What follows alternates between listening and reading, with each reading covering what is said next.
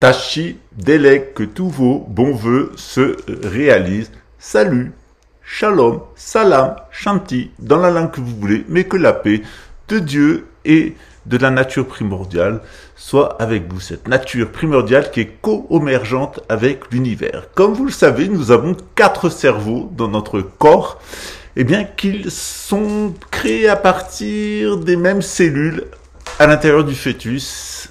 Ça nous vient directement de l'ovule qui se transforme en fœtus, puis en être humain.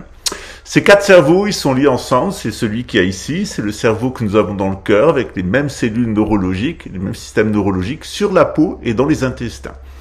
En règle générale, dans la nature, les 4 fonctionnent. Et dans le monde moderne, il y a un petit malin qui a compris que si on envoyait des ondes sur une certaine fréquence et des infrasons, on déconnectait ce cerveau-là des 3 autres cerveaux et on vous transformait en candidat mandchou. Alors c'est pas nouveau l'idée de faire une société humaniste, artificielle, déconnectée de la nature.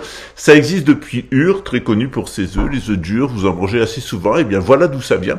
En tout cas, la manipulation mentale, ça a commencé à Ur. Et depuis Ur, eh bien, on sait qu'en utilisant le géomagnétisme, on sait qu'en utilisant le passage de certaines planètes, c'est ce qu'on appelle le maçonnisme, eh bien, on peut obtenir des effets sur l'être humain. On peut véritablement ingénierer l'être humain. À notre époque, ça a pris, grâce à la rétro-ingénierie, notamment un tour parfaitement technique. Au début, l'idée, c'était d'accumuler du capital. C'est l'humanisme capitaliste. L'argent permettait tout. Et puis, une fois que l'argent a tout permis, les gens qui avaient de l'argent, les détenteurs de capitaux, ont inventé un système qu'on appelle le système socialiste. Il menait à la fois le système capitaliste libéral, à la fois le système socialiste, c'était les mêmes qui finançaient et qui manipulaient leur pantin. Et on s'est mis à dire que l'individu était le reflet de son milieu, et puisque l'individu est le reflet de son milieu, en modifiant le milieu, on modifie l'être humain. Donc ils ont commencé à modifier notre environnement, de plus en plus avec des sons et des micro-ondes. Et maintenant que c'est au point, qu'ils sont arrivés à mettre l'humanité sous contrôle mental, on passe dans la 3e phase de l'humanisme, qui est l'humanisme évolutionniste. C'est écrit au Guidestone, ils veulent que 400 millions de personnes, 500 millions de personnes. C'est écrit dans le livre de Yuval Harari, Homo sapiens, une courte histoire, une brève histoire de l'humanité, et dans l'épisode suivant qui s'appelle Homo Deus, où il nous explique qu'il faut liquider 7 milliards et demi d'Homo sapiens sapiens, particulièrement ceux qui sont nés de l'agriculture, ceux qui sont en état de nomadisme, on les gardera, et on aura 400, 500 millions de Homo Deus qui seront prisonniers des villes parce que leur pensée sera sous intelligence artificielle, leur corps sera contrôlé par des nanorobots, ils ne pourront pas penser de manière divergente et ils ne pourront pas s'enfuir de la cité dont ils seront captifs. Évidemment, les gens seront parfaitement heureux puisqu'ils seront complètement sous l'emprise psychologique et physique du système. Ils n'arriveront même plus à concevoir ce qu'est la liberté et ce qu'est la nature. En réalité, ça ne sera pas une humanité de blanc, de noir, de jaune, de rouge, etc. Ça sera une humanité de gris. En tout cas, c'est ce qu'ils essayent de nous vendre. On va voir à la suite comment c'est fait par les Rothschild et la famille royale dans l'Institut Tavistock de Londres, qui a été créé par l'intelligence britannique avec un financement de la famille Rothschild, et comment on y a formé toute une catégorie d'hommes politiques, en particulier Van der Leyen, Merkel, Lagarde et bien d'autres, qui sont les vrais petits zombies du système. La particularité, c'est que ces êtres humains sont fabriqués à partir d'un traumatisme. Il faut un traumatisme initial, un samskara, comme on appelle ça dans le bouddhisme, pour pouvoir fragmenter la pensée de la personne et la transformer en robot, en candidat mandchou. Pour cela, il y a besoin de viol, il y a besoin de guerre, et il y a besoin de traumatisme, comme les attentats. Ça s'appelle l'ingénierie sociale, et c'est grâce à ça qu'ils ont créé votre comportement en tant que consommateur, vos choix politiques, et maintenant vos choix religieux, puisqu'ils veulent vous inventer une religion qui sera à leur service à eux. On voit à la suite ce qu'est l'Institut Tavistock, puis on va se retrouver tout au long de la semaine pour voir ce dont il s'agit et comment on peut échapper à la psychotronique, puisque c'est ça dont il s'agit. La terreur règne sur Londres. La Marque Jaune, une mystérieuse créature dotée de pouvoirs surhumains, a volé la couronne d'Angleterre. L'inspecteur Kendall de Scotland Yard accompagne Blake dans son enquête. Mais la marque jaune paraît insaisissable et enlève successivement le docteur Vernet, un célèbre spécialiste du cerveau, Leslie Macomber, le rédacteur en chef du Daily Mirror, et le juge Calvin de la Haute Cour de Justice. Venu prêter main forte à son ami, Mortimer découvre que 10 ans auparavant, ces 3 hommes ont été mêlés à un procès. La marque jaune semble vouloir enlever tous ceux qui y ont participé. Calvin? Le procès avait tourné en ridicule un livre, The Megawave, écrit par un certain John Wade. La seule personne à avoir échappé à la marque jaune jusqu'à présent est le docteur Septimus. Au procès, il avait défendu The Megawave contre les accusations de Vernet, Macomber et Calvin. Apprenant que Septimus possède un des derniers exemplaires du livre, Mortimer pense enfin pouvoir trouver la clé de l'énigme. Mais la marque jaune provoque une effroyable catastrophe ferroviaire, récupère le livre et enlève Septimus. Cette fois, nous avons pris trop de risques. J'ai bien failli perdre le contrôle. Septimus. Le méga-récepteur doit être rechargé. Oui, maître. Septimus, c'est bien lui. Ah.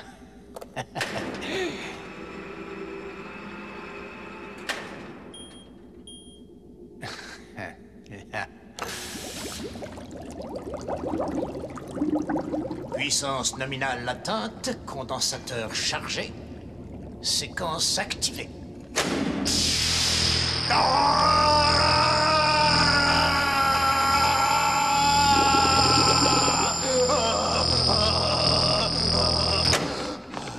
Tout s'est bien passé, comme d'habitude.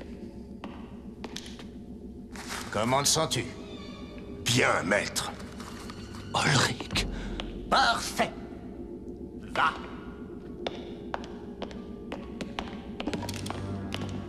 Bonjour, docteur Septimus. La plus grande invention de ce siècle. Vous êtes bien modeste, Septimus. Je n'ai pas de raison d'être modeste.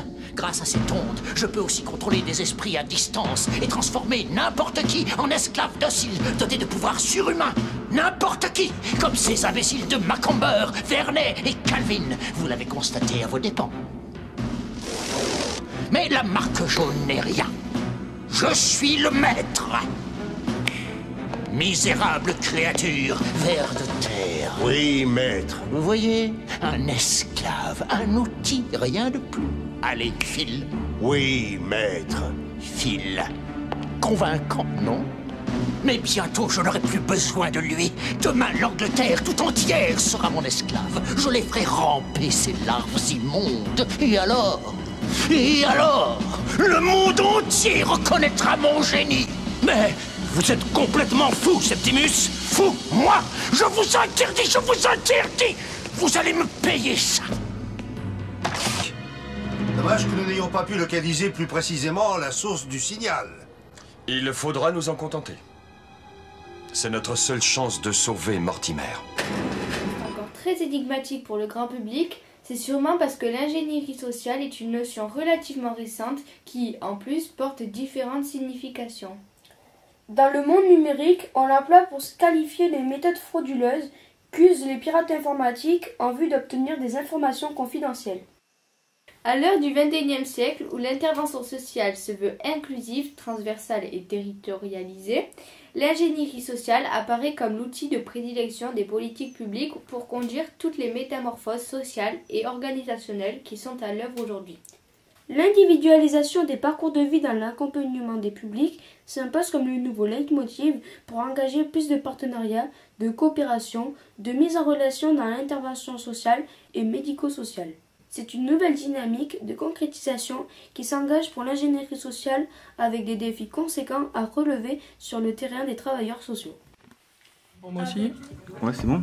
Donc, pour introduire cette conférence sur l'Institut Tavistock, je vous propose qu'en fait on la dédie à Michel Onfray, qui ne cesse d'avancer sur le sentier lumineux de la force, puisque récemment il a déclaré que la civilisation occidentale était en train de chuter, d'une part, et de l'autre part, à propos de l'obligation de tous nous sentir Charlie, il a dit que ça renvoyait aux méthodes de propagande qui étaient utilisées notamment par Edouard Bernays dans Propaganda, comment manipuler l'opinion en démocratie, qui a été publié en 1928, où il disait que Bernays vantait d'être au service d'un gouvernement invisible.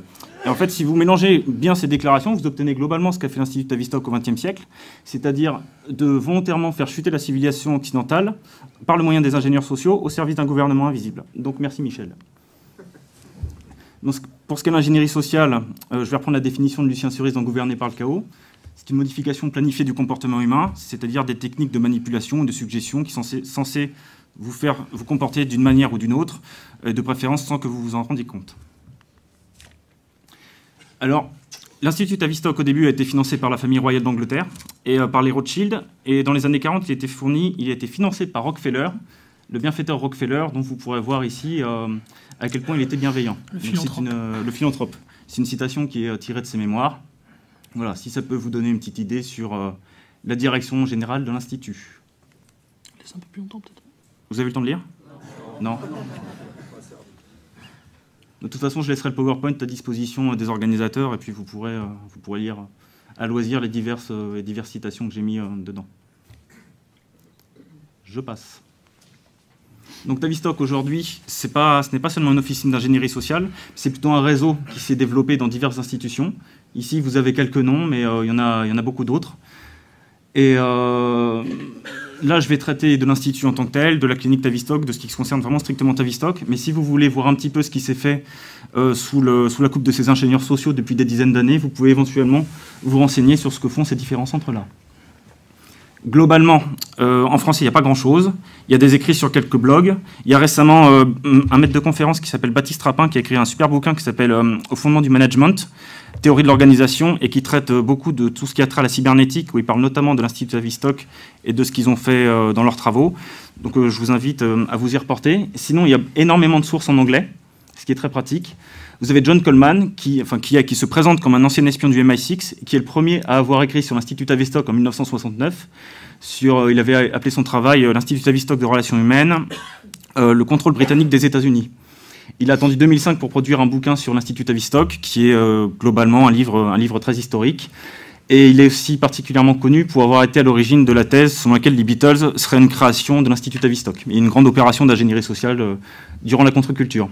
Vous avez les publications de Lyndon LaRouche, qui est un mouvement, qui autour de lui, c'est quoi, c'est un mouvement politique américain, oui, d'obédience plutôt marxiste, je dirais. Non, il y a une partie en fait du LaRouche Movement en fait partie officieusement du camp démocrate, et le représentant ici, on va dire, du mouvement LaRouchiste, c'est Cheminade. Oui, Cheminade. Et c'est vraiment la plus grosse base de données sur l'Institut Tavistock. Vous pouvez trouver énormément de PDF qui sont sortis dessus depuis une quarantaine d'années, puisque LaRouche a eu énormément de revues. Et il y a vraiment énormément d'informations sur les divers sujets qui en traitent. Et plus récemment, vous avez Daniel Estulin, qui est un journaliste d'investigation qui s'est fait connaître notamment pour avoir écrit un livre sur le groupe de Bilderberg, la véritable histoire des Bilderbergers, et qui traitait dedans de ce groupe, et également de la commission trilatérale et du Council on Foreign Relations, qui a attendu fin 2011 pour publier un livre sur l'Institut Tavistock. Et c'est ce bouquin-là. Pour l'instant, vous pouvez le trouver en espagnol, mais celui-là, s'il y en a un à traduire, c'est vraiment celui-là qu'il faut traduire aujourd'hui sur le sujet. Il prend pas mal d'informations qui ont été émises par les publications LaRouche, et il complète avec énormément d'éléments supplémentaires. Donc quelques exemples contemporains de ce que nous devons à Tavistock. Donc c'est une liste qui est évidemment non exhaustive. L'interdiction de la fessée, qui est un petit peu discutée, qui ferait de la peine à Cohn-Bendit, c'est directement en filiation avec la lutte contre l'autorité de l'Institut Tavistock, tout ce qui a été fait sur la cybernétique, sur la régulation des relations sociales, ne surtout pas créer de conflits. Et vous avez les opérations sous faux drapeau à la Charlie Hebdo, comme on a vu récemment, qui sont, à mon avis, pas que de mon avis, une opération des officines de renseignement. Et ensuite, toutes les opérations sous faux drapeau dont vous pouvez avoir connaissance, qui ont lieu depuis quelques années. Le DSM-5, alors le DSM, c'est un manuel diagnostique et statistique de la psychiatrie, qui a été mis par la psychiatrie. Et la version 5, d'après ce que j'avais lu, considère que si après que vous ayez perdu un proche, si 2 semaines après vous n'avez pas fait votre deuil, vous êtes considéré comme médicalisable. Dans le DSM-4, c'était 2 mois la durée, et dans le DSM-3, il n'indiquait pas de durée particulière. Voilà. En fait, ils considèrent qu'un comportement égale un symptôme égale une possible médicalisation. Ce qu'ils font avec les gamins qui considèrent comme étant victimes de troubles de déficit de l'attention avec hyperactivité, le TDAH. Ritaline. Consommation de Ritaline. Ouais, c'est ça. Et histoire de savoir d'où viennent certaines doctrines dont on pourrait être proche, il y a aussi la décroissance. Le premier théoricien des décroissances s'appelait Kenneth Boulding, il était membre de l'Institut Tavistock, et cette doctrine est née dans la foulée du rapport Meadows du Club de Rome sur les limites à la croissance, qui était un rapport néo-malthusien. Vous avez aussi les ONG, dont le fonctionnement s'inspire directement de la voie tracée par Edward Bernays, qui a travaillé avec Tavistock. Et vous avez aussi le forum conspirationniste, entre guillemets, qui s'appelle Godlike Production. Donc c'était pas sûr qu'il soit détenu par Tavistock, mais maintenant c'est clairement marqué sur leur fiche Wikipédia en anglais, qu'ils le détiennent eux-mêmes. Comme ça, ils peuvent profiler les mecs qui émettent quelques théories, ils peuvent lancer des fausses rumeurs pour ensuite orienter les gens vers des fausses pistes, et ainsi maîtriser un petit peu leur opposition. Donc globalement, je vais vous exposer quelques faits d'armes qu'on leur doit au XXe siècle, et ensuite je vous ferai quelques portraits pour que vous puissiez voir comment seulement quelques personnes peuvent avoir énormément d'influence. Et si certains veulent se renseigner, on leur doit à peu près ces choses-là. Bon, c'est pas moi qui les faites, hein, j'ai trouvé sur Internet, mais globalement, elle correspond. On va commencer au commencement. Donc Coleman explique que l'ancêtre de Tavistock, qui s'appelle Wellington House, serait né en 1913, mais pour les sources ouvertes, moi j'ai trouvé 1914, donc je vous ai remis 1914. C'était le bureau de propagande de guerre de l'Empire britannique. Et l'idée, c'était, sous l'impulsion de Lord Northcliffe, qui était un baron de la presse de l'époque et membre du très maçonnique groupe de Milner, de lancer des désinformations contre le Kaiser William II, qui pensait qu'il représentait un danger pour la suprématie britannique. Et donc il a commencé à émettre des rumeurs, en fait exactement les mêmes rumeurs qu'on trouve aujourd'hui contre Bachar al-Assad, qu'on trouvait contre Kadhafi, contre Saddam Hussein, je peux revenir en arrière, contre Milosevic aussi, et en disant qu'il y avait des femmes qui étaient violées, des enfants qui étaient empalés sur des baïonnettes, les femmes qui se faisaient couper les seins, des exécutions de masse, énormément d'arbitraires. Alors qu'en fait c'était pas le cas, William II n'était pas particulièrement belliqueux, et en plus il n'avait pas vraiment de total contrôle sur son armée. Donc les supports, ils étaient un peu plus rustiques que ce qu'on a aujourd'hui, mais il y a eu des faux témoignages, des faux dessins, des faux dossiers qui ont été montés. On peut en retenir deux.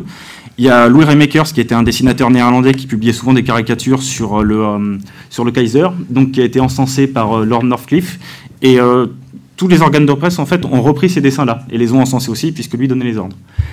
Et il était reçu par Woodrow Wilson aux États-Unis, qui a également encensé son travail, et son bouquin a été préfacé par le Premier ministre britannique qui s'appelait Lord Asquith, qui était aussi membre du groupe de Milner. En 1915, il y a eu aussi ce qu'on appelait le rapport Bryce, donc qui a été fait par un éminent historien de l'époque, et qui se présentait comme ayant regroupé 1200 témoignages oculaires de victimes ou de témoins de ce qui se passait sous William II. En fait, c'était complètement faux. Après, le rapport a été démystifié, et les fameux témoins oculaires n'ont jamais été retrouvés. Pourtant, il y a des gens qui ont cherché, il y a de l'argent qui a été investi.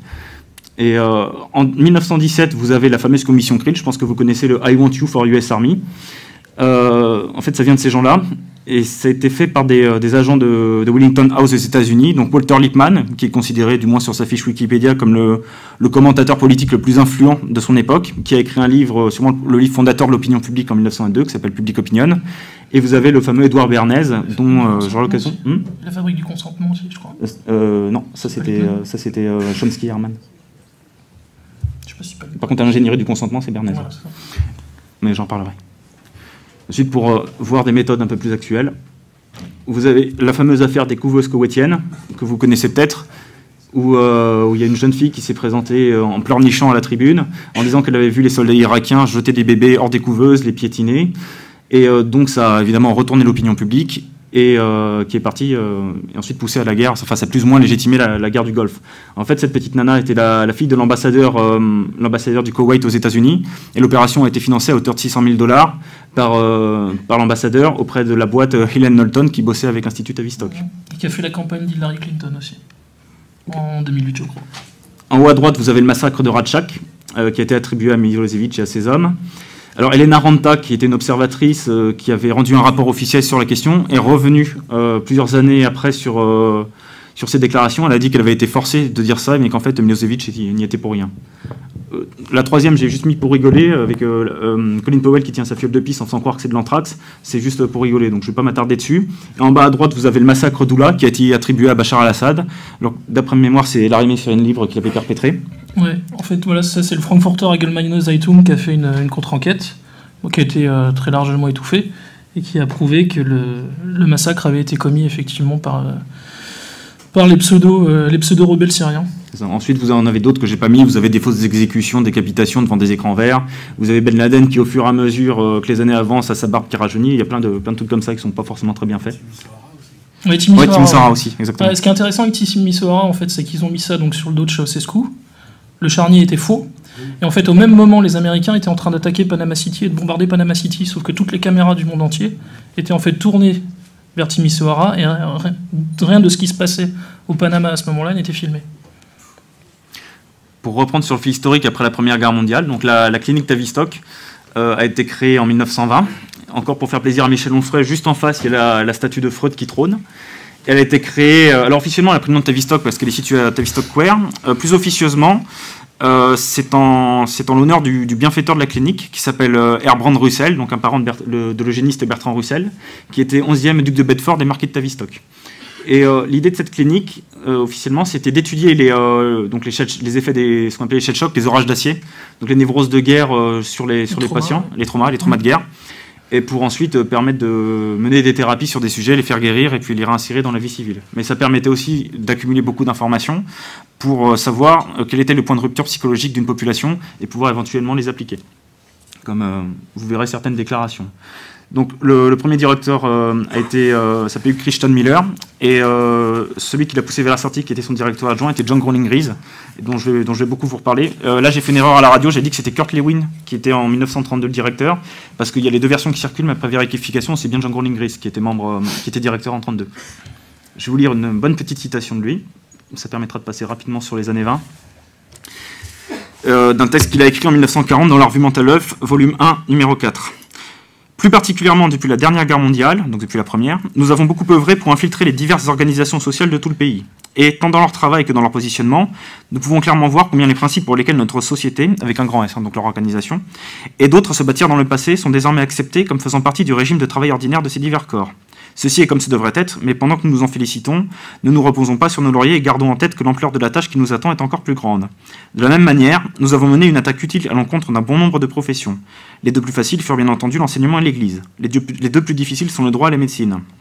Quiconque dont la mémoire ne remonte ne serait-ce qu'à une douzaine d'années ne pourra que réaliser à quel point le changement est important dans l'esprit des professionnels, tandis qu'indubitablement d'autres, visionnaires, verront combien il nous reste à accomplir. Si nous voulons infiltrer les autres activités sociales et professionnelles, je pense que nous devons imiter les régimes totalitaires et mettre en place une activité de type 5e colonne. Si de meilleures idées sur la santé mentale viennent à progresser et se diffuser, alors nous, les représentants, perdons notre identité. Je veux dire par là que nous n'apporterons pas une aide suffisamment efficace si, lorsque nous parlons au nom du Conseil national ou de tout autre corps, nous n'adoptons pas une approche plus subtile, adaptée aux circonstances particulières du moment. Cela n'aura vraiment aucune importance si personne n'entendait parler de ce conseil, à partir du moment où le travail est fait. Soyons tous, désormais et très secrètement, la 5e colonne. Donc, ER a repris la traduction qu'on en avait faite, vous pourrez trouver sur leur site en français, c'est assez explicite. Et c'est justement à partir des années 40 que Tavistock va vraiment prendre beaucoup plus d'ampleur. John Coleman dit qu'ils sont à l'origine de la création de l'OSS, qui est l'ancêtre de la CIA, donc par extension de la CIA quelques années après. Donc ça, j'ai pas pu vérifier. Par contre, il y a en effet quelques membres de Tavistock qui ont servi de formateurs et d'agents recruteurs pour l'OSS. On en reparlera ensuite. Kurt Lewin, vous le retrouverez durant les conférences Messi sur la cybernétique. Et Gregory Bateson, vous le retrouverez aussi durant les conférences Messi. Et ça a été un grand promoteur du LSD, très impliqué dans le programme MKUltra et à l'origine des hippies aussi.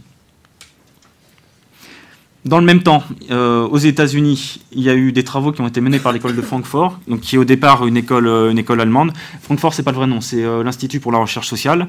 Elle a été interdite sous Hitler, et donc les mecs sont partis aux États-Unis. Il y a Max Horkheimer que vous voyez à gauche et Theodore Adorno, donc qui serait derrière la composition de la musique des Beatles, d'après Coleman, qui sont allés aux États-Unis. Et ils ont, à partir de 1943, ils ont commencé à faire une étude sur les préjugés, pour voir si les Américains étaient antisémites.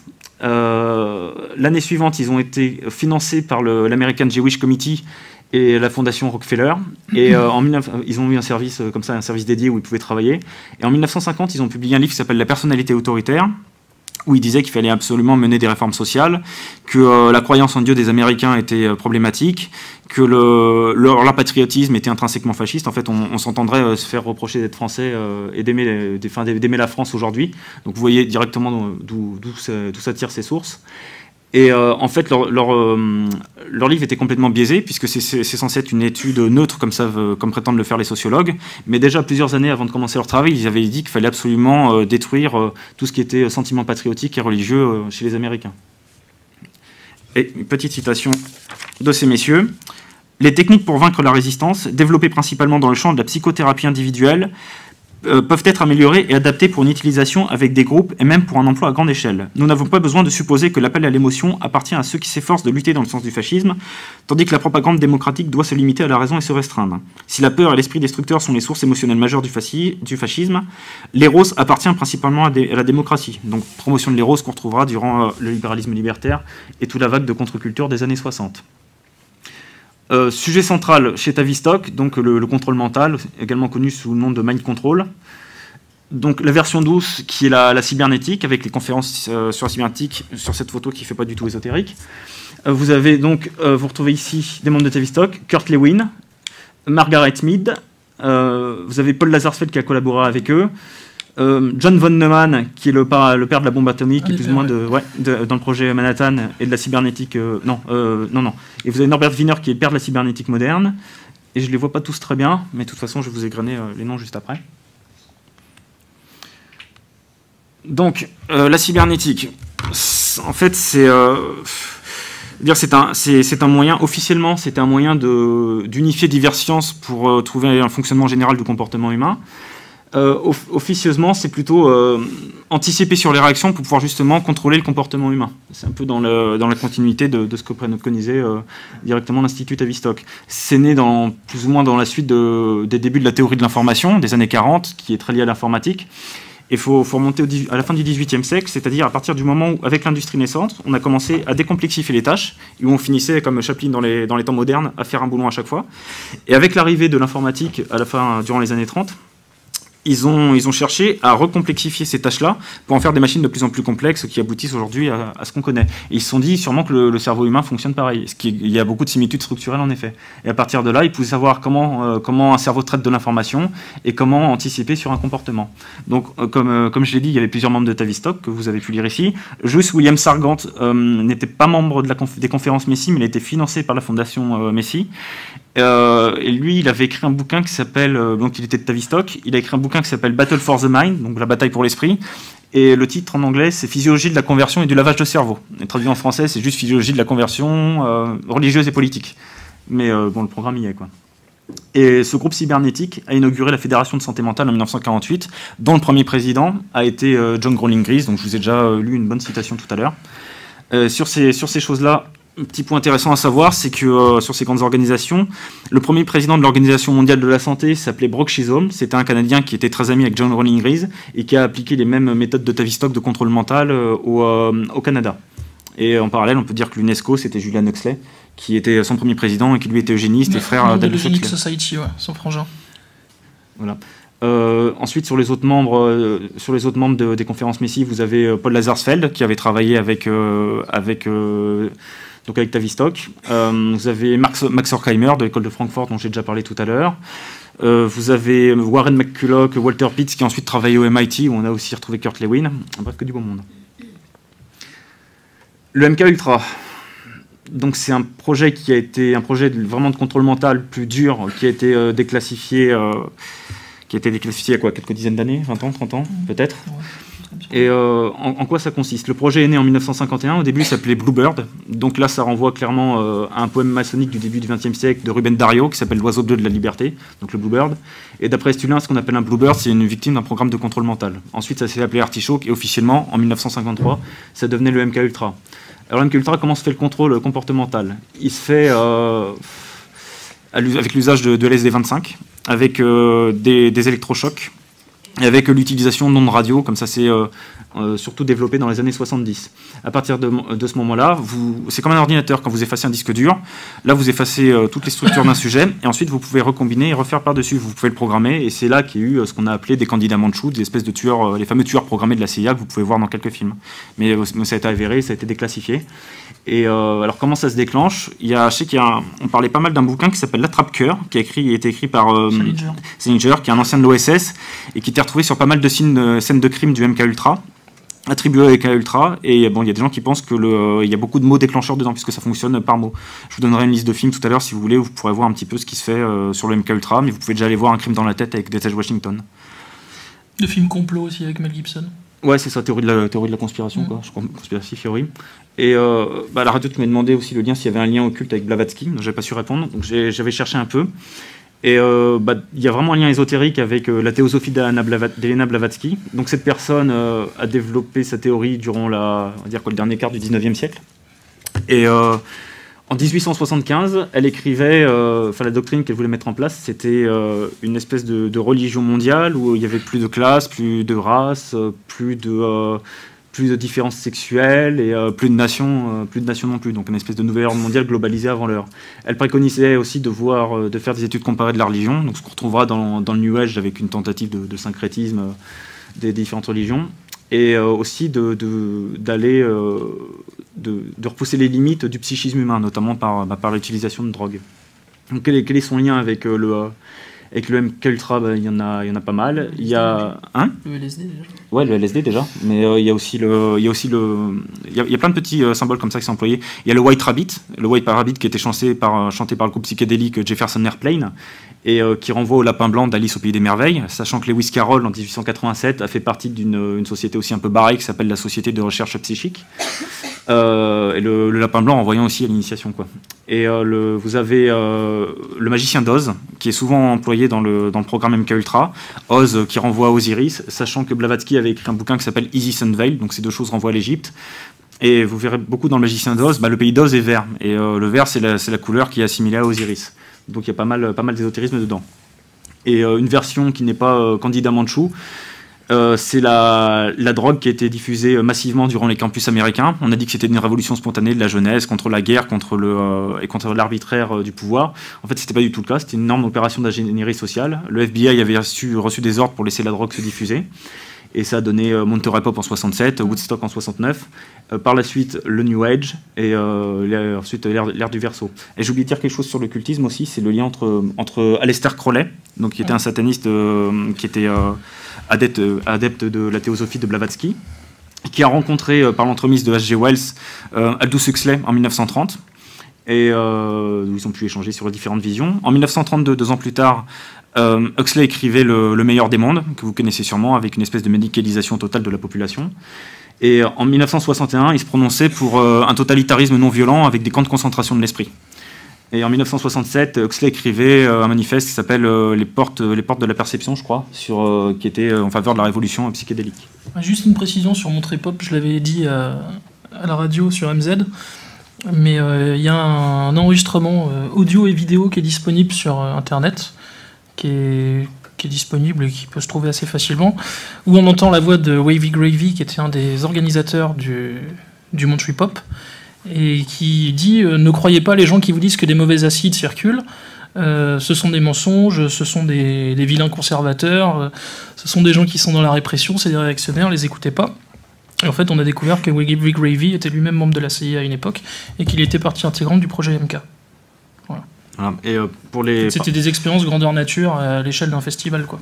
Et pour revenir sur le candidat Manchou, j'ai oublié de dire, donc j'ai mis la photo de James Holmes, qui est le fameux tueur d'Aurora qui se prenait pour un Joker durant la projection de Batman.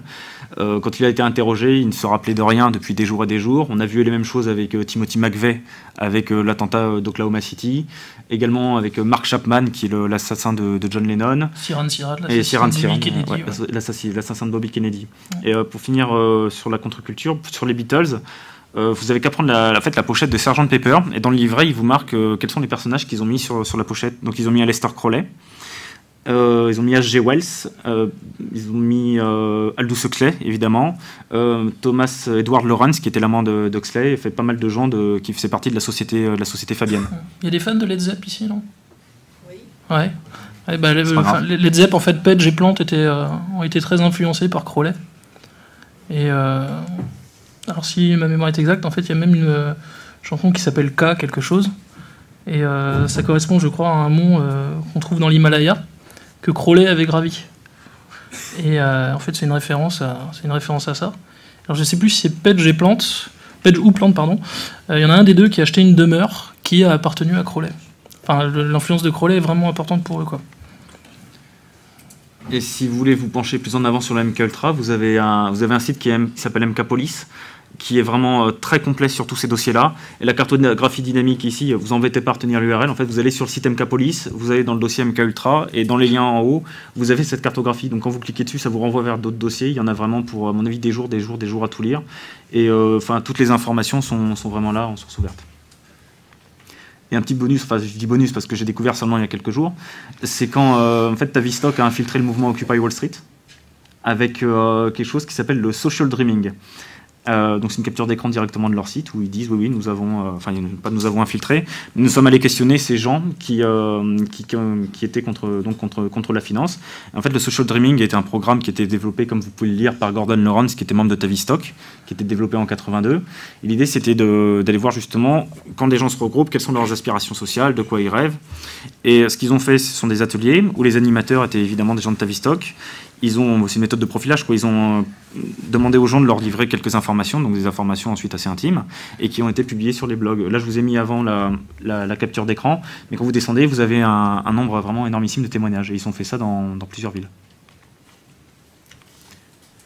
Je vais passer au portrait des personnes dont je vous ai parlé. Donc, John Growling-Rees, je vous en ai déjà parlé tout à l'heure. Là, ce qu'on pourra retenir, c'est que ça a été le médecin personnel de Rudolf Hess. C'est pour ça que quand le rapport a été rendu comme quoi Rudolf Hess était fou et qu'on sait qu'il y a John Growling-Rees qui est passé derrière, on peut émettre certains doutes. Je ne l'ai pas mis ici, mais il est aussi resté conseiller pour la CIA pour le recrutement des agents jusqu'à 1959. Et alors son bouquin The Shaping of Psychiatry by War est vraiment très intéressant et plein de perles. Vous embêtez pas à tout lire, hein, de toute façon je passerai le PowerPoint. Et bon, il nous le fait en 3 chapitres, mais il y a quand même pas mal d'informations. Où il explique qu'avec la responsabilité qu'a pris la psychiatrie après la Première Guerre mondiale, après avoir soigné justement tous les désordres des victimes de guerre, ça devait pouvoir naturellement s'étendre à la vie civile, puisque ce qu'ils appellent névrose de guerre, dans la vie civile, ils appellent juste ça des désordres émotionnels. Et Rees dit que ceci doit s'appliquer à des groupes plus grands, avec des communautés et des nations. Donc ce ne sera pas étonnant de voir qu'il est financé par le fonds du Commonwealth, sachant que le Commonwealth en renvoie encore une fois au groupe de mineurs. Il nous expose que les travaux avec les enfants ont donné de meilleurs résultats qu'avec les adultes. Donc, on se retrouvera aussi dans le MKUltra où il disait ceux qui faisaient le MKUltra disaient que c'était mieux de prendre les gens jeunes parce qu'ils étaient plus faciles à manipuler. Il se prononce aussi pour la pédopsychiatrie en fait. Il dit qu'il a obtenu un gain dans la compréhension des structures de groupe et des relations interpersonnelles, que la psychologie, avec les progrès qui ont été faits dans ce domaine-là, est devenue une arme de guerre beaucoup plus efficace qu'elle ne l'était avant. Et que pour la première fois, ils ont mis au point des méthodes de sélection des leaders, des grands groupes, qui étaient réellement efficaces. Et il remerciera d'ailleurs William Sargant aussi sur Battle for the Mind, sur autre chose, c'est-à-dire sur le succès qui a pu être fait avec la narco-analyse, les sédatifs et également les thérapies avec l'insuline. Pour le deuxième chapitre, je vais retenir juste une seule chose. Il parle des opportunités qui émergent. Là, il se satisfait des gains de la psychologie analytique, des données de la psychiatrie grâce à la guerre, et explique que ça pourrait être appliqué avec profit en 1900, donc à cette époque-là, en 1945, mais aussi pour modeler en fait les pays occupés après-guerre. Et là, cette info est vraiment intéressante puisque c'est Henry Dix qui nous dit que donc un autre membre de Tavistock, qui dit lui-même dans un de ses bouquins, 50 ans à la Tavistock, que c'est le colonel Dick Rendall, qui est un autre membre de l'Institut Tavistock, qui a été lui-même en charge du programme de dénazification de l'Allemagne et de la formation des futures élites social-démocrates. Dans le dernier chapitre, la voie à suivre, open bar, c'est la psychiatrie partout, des services de santé pour la nation, élargir l'influence de la psychiatrie, un management psychiatrique adapté, il dit, à chaque culture raciale, se servir de la radio et des films si besoin pour influer sur les comportements. Là, je ne l'ai pas dit, mais dans les années 40, Tavistock avait bossé avec Walt Disney pour les films de propagande de guerre. Et avec Orson Welles aussi. Ouais, la fameuse fausse invasion, la guerre des mondes. Ouais. En fait, c'était un programme Tavistock. Mais en fait, il y avait Wells, mais derrière, c'était quelqu'un qui s'appelait Adlai Cantril, qui était psychologue à la Tavistock. Et aussi, il veut une bonne place pour les psychiatres dans l'éducation. Et je dois une gentille petite citation de lui. Il dit: devrait y avoir des groupes et des équipes à l'œuvre partout dans le monde qui rassemblent leurs découvertes et travaux dans le but commun de résoudre les problèmes sociaux, économiques et spirituels des communautés et des nations. Excusez-moi. Je vais passer à quelqu'un qui s'inscrit directement dans sa filiation, Frank Kitson, qui est très méconnu en France. Dont je vous parlais tout à l'heure. Ouais. Pourtant, on peut tous penser que lui aussi est Charlie, puisque il est considéré comme le théoricien des opérations sous faux drapeau. Il a servi comme officier de renseignement en 1945 en Allemagne. En 1953, il était envoyé au Kenya pour lutter contre la rébellion Momo et pour l'écraser.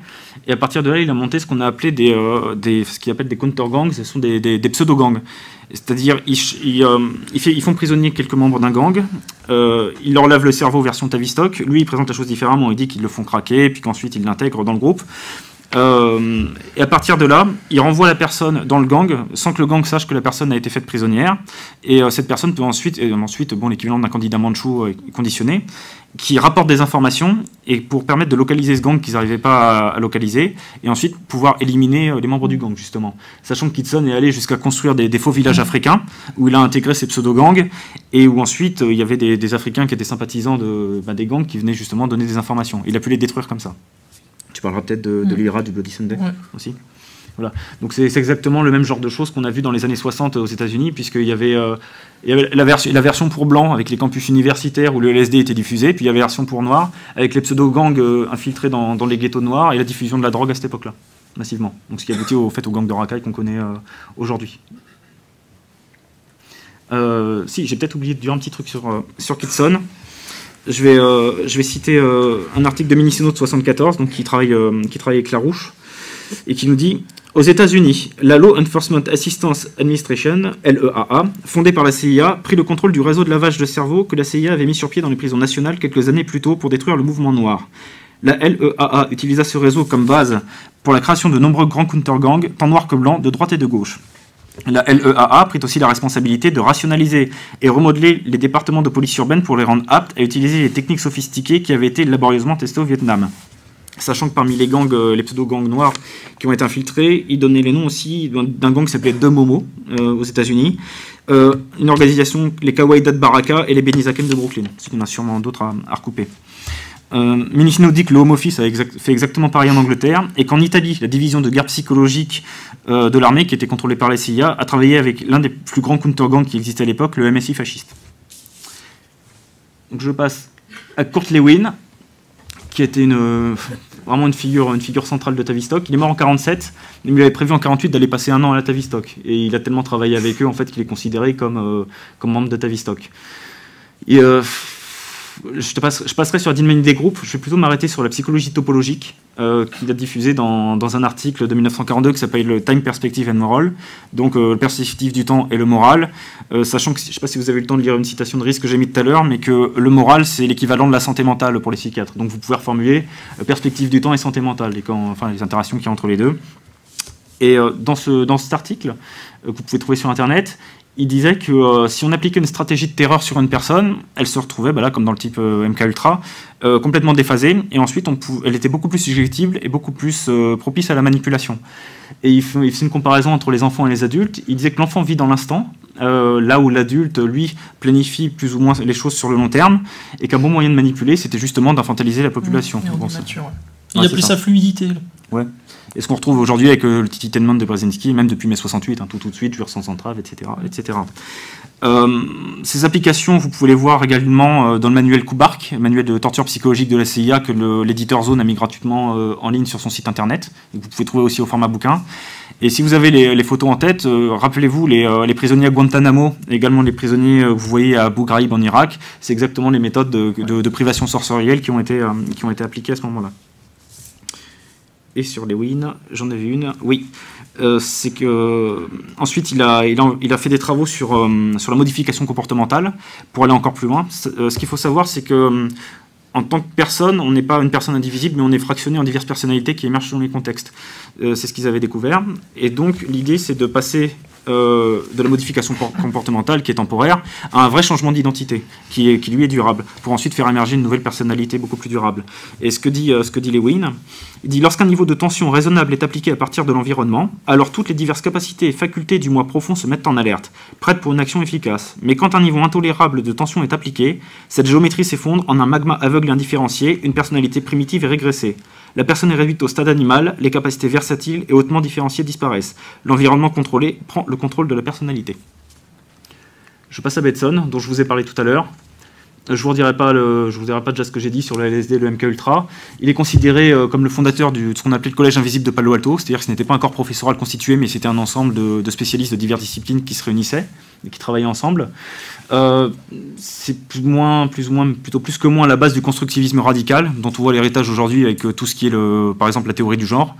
La conclusion du bouquin L'invention de la réalité, qui a été fait par les gars de Palo Alto, c'était que puisqu'il n'y a pas une réalité universelle qui est perçue, mais que nous construisons, en fait notre cerveau construit des réalités, il y a une réalité par personne. Donc il y a autant de réalités légitimes qu'il y a de personnes.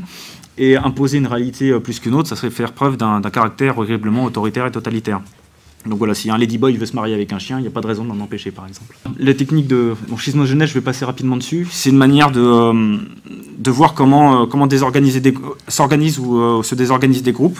C'est ce qu'il a appliqué dans les colonies avec l'anthropologie appliquée, et qu'on a retrouvé récemment appliqué dans un câble qui a été diffusé par Wikileaks, qui s'appelle le rapport Rifkin, que certains d'entre vous connaissent peut-être. Donc Charles Rifkin, c'est l'ancien ambassadeur des États-Unis en France, et lui, il disposait d'utiliser le multiculturalisme pour détruire la France. Il préconisait notamment d'employer des professeurs que les États-Unis allaient envoyer, pour que ces professeurs apprennent l'histoire de France à nos gamins, mais que cette histoire de France le soit faite d'un point de vue américain. Ça veut dire qu'en grandissant, ces futurs patriotes, disons, auraient défendu la France telle qu'on leur avait apprise, et en fait ça aurait été une France mais vision américaine. Et une autre manière aussi, c'était de mettre en place des techniques pour les techniques d'anthropologie appliquée, de faire croire à des groupes d'individus qu'on les laisse vivre leur culture, c'est-à-dire on ne supprime pas leurs rites, on ne supprime pas leurs coutumes, mais en fait on les fait juste exister à niveau de folklore, c'est-à-dire que tout le reste, les mecs ils ont des puces RFID dans chaque membre de leur corps, mais ils peuvent pratiquer leurs rites quand même, il n'y a pas de problème. Son concept de double contrainte, je ne sais pas s'il y a un mec ou deux de DGSI dans la salle, mais bon, vous pouvez rester. Et ce sont ce qu'on appelle les injonctions paradoxales. Par exemple, si vous voyez une affiche avec un gros Big Mac à côté, et qu'à côté vous voyez des amincissants, manger, bouger. Ouais, c'est ça, manger, bouger. En fait, c'est un peu les applications de la double pensée qu'avait théorisé George Orwell en 1984. C'est-à-dire, à force de ne pas savoir si on doit dire chaud, si on doit dire froid, on se retrouve en complète névrose. Donc pour la DGSI, les méthodes de bon flic, mauvais flic, en fait, ont été théorisées par les gens de l'Institut Tavistock. Ce sont exactement ces méthodes qui sont appliquées pour faire craquer quelqu'un. Margaret Mead, je passerai très rapidement dessus. Elle était sa femme un temps, elle était aux conférences Messi, comme je l'ai dit.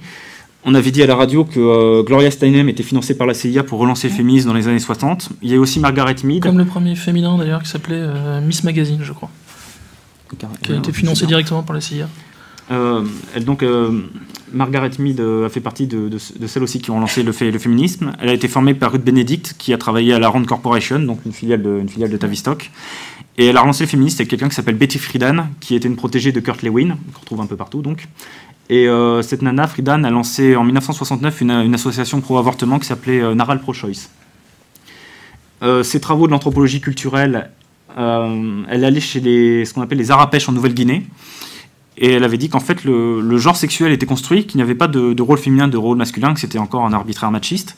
Et elle a dit que dans la société des Arapèches, c'était les hommes qui avaient un rôle de femme et les femmes un rôle d'homme. Seulement, les anthropologues sont revenus un petit peu sur le terrain quelques années après, et puis ils ont vu qu'en fait, l'étude était complètement biaisée, et que c'était complètement faux. Pourtant, je suis passé par les sciences sociales, je sais qu'à la fac, on m'apprenait encore que Margaret Mead avait démontré que le sexe était encore une construction sociale. Pour l'anthropologie appliquée, je mentionnerai juste que Edward Bernays a fait partie de la société d'anthropologie appliquée de Margaret Mead.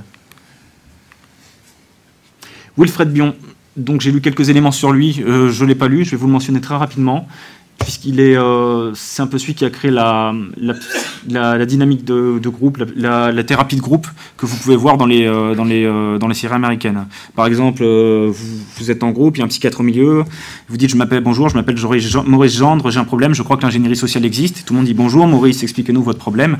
Voilà, c'est exactement ces choses-là. C'est lui qui les a mis en place en fait. Désolé. Et à noter qu'il a été aussi un bon disciple de Wilfrid Trotter, qui était un peu un maître à penser pour Edward Bernays. Trotter qui a diffusé en langue anglaise les travaux sur la psychologie des foules de Gustave Le Bon et qui a fait aussi des études sur le comportement de masse. En dernier, le père Bernays, donc neveu de Freud, puisque la femme de Freud s'appelait Martha Bernays. Donc peut-être vous le connaissez sûrement, l'opération Les Torches de la Liberté sur demande du lobby, c'est Lucky Strike, du tabac, ouais, c'est ça, du lobby du tabac, pousser les femmes à la fumette en public. Voilà. Ils ont brandi leurs cigarettes à la fin d'une manifestation donc de féministes. Et donc le fait de fumer était montré comme un symbole phallique et d'émancipation. d'où le nom d'opération Torche de Liberté. C'est ça. Le Guatemala en 1954, c'est un coup d'État monté par la CIA avec l'aide de Bernays, donc 200 000 morts. Et je vais plutôt vous parler de son bouquin The Engineering of Consent, qui est pratiquement introuvable. Je sais que j'avais fait des recherches pendant 3 jours sur le net, j'en ai trouvé 10 exemplaires. J'ai chopé le moins cher, mais il coûtait quand même $250. Et il se trouve vraiment pratiquement plus, quoi. Et ce livre est assez intéressant à divers titres, puisqu'il nous parle directement d'ingénierie sociale dedans, où il explique que l'ingénierie sociale, en fait, est une application, pour lui, pratique des sciences sociales. Il sous-titre son bouquin Une approche scientifique des relations publiques. Il va en faire l'équivalent d'une science dure, c'est-à-dire vraiment où la marge d'incertitude serait réduite à 0, où on pourrait vraiment planifier et anticiper les comportements pour beaucoup mieux, alors il dit pas manipuler, il dit orienter l'opinion publique et la recalibrer en cas de mauvaise décision. Donc il s'appuie sur les sciences du comportement qui ont permis de perfectionner ces méthodes. Il cite diverses disciplines qui ont permis d'aller plus loin dans la connaissance du comportement et des réactions. À cette époque, il parle de sociologie, d'anthropologie, de la psychiatrie, de la psychanalyse, de la psychologie. Aujourd'hui, on pourra rajouter la théorie du chaos, les neurosciences, la programmation neurolinguistique aussi, les sciences cognitives et sûrement d'autres. Et pour lui, les relations publiques sont censées gagner le soutien du public et ont 3 fonctions. Ajuster les comportements, influencer et persuader. Il dit que la persuasion est inséparable d'un mode de vie démocratique. Bon, c'est peut-être pas la même définition qu'on a de la démocratie, mais c'est en tout cas la sienne. Et ce qu'il nous dit, c'est que le but ici est de déterminer comment les méthodes d'ingénierie peuvent être appliquées pour résoudre les problèmes. Donc c'est toujours la manière tavistockienne de présenter les choses de manière positive. Et on y retrouve diverses méthodes de Tavistock, c'est-à-dire l'utilisation de projections visuelles et auditives de symboles, la création d'identifications mimétiques à la fois des personnages, des actions, des pensées et des manières de vivre, donc avec l'émergence de leaders culturels, des analyses, des structures de pensée ethniques et de groupes, l'appel à des chercheurs en opinion publique, des experts en film, en télévision, etc. etc. Ensuite, pour le processus, c'est très important.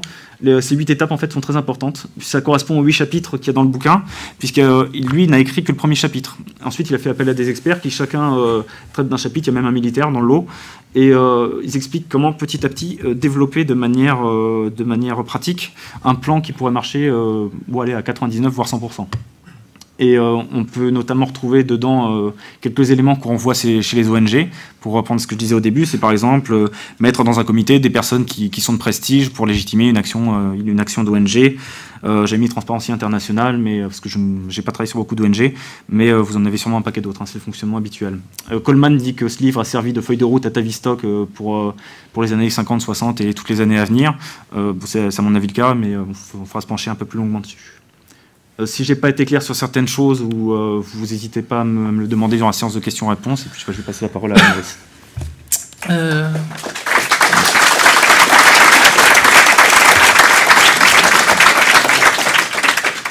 Je fais un petit sondage. Avant que Thibaut vous en parle tout à l'heure, est-ce qu'il y avait des gens dans la salle qui avaient entendu parler de Kitson? Ouais, Lucien, tu triches, on sait. Ouais, Lucien, bon, tu triches, mais... À part Lucien, non? D'accord. Ouais, bon, ça fait vraiment très peu de monde. Bah, c'est logique. C'est fait pour. C'est le genre de personnes, en fait, extrêmement importantes, qui ont joué un rôle fondamental à travers les décennies, dont on n'entend jamais parler, confère tous les personnages dont Pierre Hillard a parlé maintenant depuis plusieurs années, et dont, avant ses travaux, dont personne n'avait jamais entendu parler quasiment, quoi. Alors, je vais vous lire un bref passage en fait concernant Kitson, donc qui était le général britannique dont vous a parlé Thibaut tout à l'heure. Il avait travaillé sur la répression des mouvements anticoloniaux en Malaisie, à Chypre et donc surtout au Kenya. C'est là qu'il a fait, on va dire, ses classes.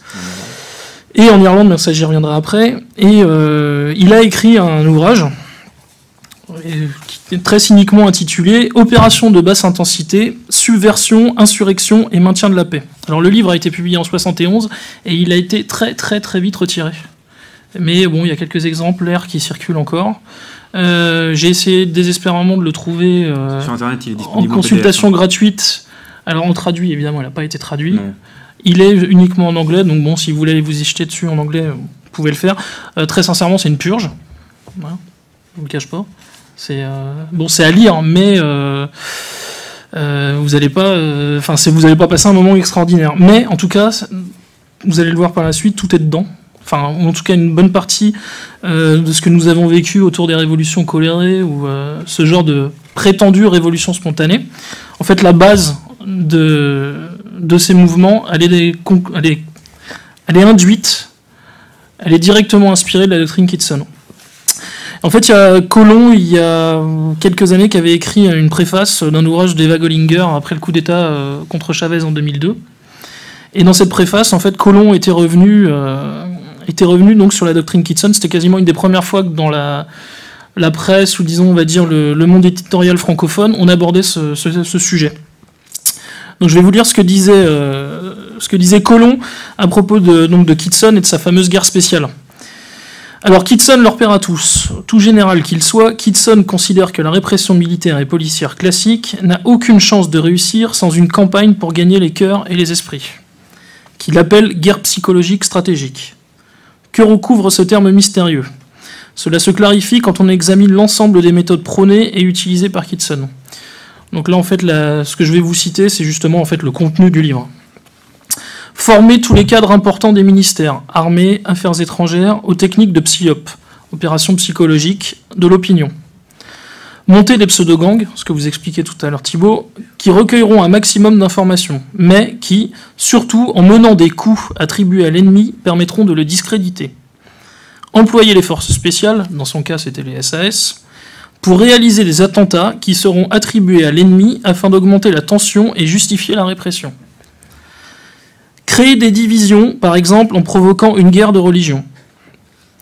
Fabriquer de faux documents, black propaganda, qui seront attribués à l'ennemi afin de le discréditer. Infiltrer des agents ou recruter des traîtres, par chantage ou corruption, au sein des organisations de l'adversaire, toujours afin de le discréditer, voire de provoquer des scissions. Militariser l'info de la BBC et y censurer totalement le point de vue adverse. Bon là, vous remplacez BBC par les chaînes que vous voulez. Filtrer l'information à destination de la presse internationale et s'y assurer des complicités. C'est pas très compliqué. Fournir des documents photographiques pour influencer l'opinion. Utiliser des journalistes comme espions sur le terrain. Utiliser la musique pour attirer des jeunes avec un message apparemment dépolitisé. Excuse-moi. Sur l'utilisation de la musique, donc on a vu ce qui avait été fait aux États-Unis dans les années 60. Il y a Igor Panarin qui est un Russe qui travaille beaucoup sur tout ce qui est guerre de l'information, qui attribue lui très clairement mai 68 en France à l'Institut Tavistock. Et tout ce qu'il y a eu en accident depuis, il l'attribue également à l'Institut Tavistock. Voilà. La CIA qui est financée. La CIA, ouais, mais il l'attribue. Ah, ça, je ne savais pas. Mais en tout cas, sur Tavistock, mai 68, c'est eux qui l'attribuent. Il y a le nom d'une militante d'attaque dont le nom m'échappe, qui avait évoqué l'influence des réseaux atlantistes dans mai 68. Et j'ai oublié son nom, je suis navré. Possible, ouais. Et je sais qu'elle a été écartée d'ailleurs d'attaque. On lui a dit, bon, t'es gentil, mais tu iras parler à côté. Donc utiliser la musique pour attirer des jeunes avec un message apparemment dépolitisé, mettre en place et populariser de faux mouvements spontanés, présentés comme neutres et indépendants, en réalité financés et téléguidés, afin de diviser et affaiblir le soutien au camp adverse. Alors sur ce dernier point, Colomb fait une aparté, il fait une petite parenthèse. Il explique qu'en Irlande, Kitson avait mis en place, il avait créé, on va dire quasiment ex nihilo, un mouvement pour la paix que la presse internationale présenta comme une initiative, comme toujours, spontanée, qui en réalité fut financée par Londres et Washington. Deux femmes, dont le passé fut soigneusement caché, furent présentées comme des citoyennes ordinaires et reçurent tous les fonds et la publicité nécessaires pour se créer une large réputation et diminuer le soutien à l'IRA. En Irlande même, elles furent, après 1 an et demi, démasquées et discréditées, mais pas à l'étranger. Voilà. En fait, donc Kitson, évidemment, pose, avec un autre personnage dont je vais vous parler dans quelques instants, ce qu'on a appelé les révolutions de couleur. Et c'est un personnage qui est central, mais dont on ne parle quasiment jamais. Et en fait, qui a une influence absolument capitale sur cette dernière décennie, et encore plus, on va dire, depuis 2000. Et le renversement de Milosevic, je vous expliquerai pourquoi je donne cette date-là en particulier. Parce que c'est à partir réellement de cette date que les nouvelles méthodes en fait, de révolution prétendument spontanée vont se mettre en place. C'est la révolution qui, en 2000, va renverser Milosevic. Donc je vais aborder un autre personnage qui peut-être vous dira un peu plus de choses. Gene Sharp. Je sais pas si ça dit quelque chose à quelqu'un. Pas plus. D'accord. Pardon ?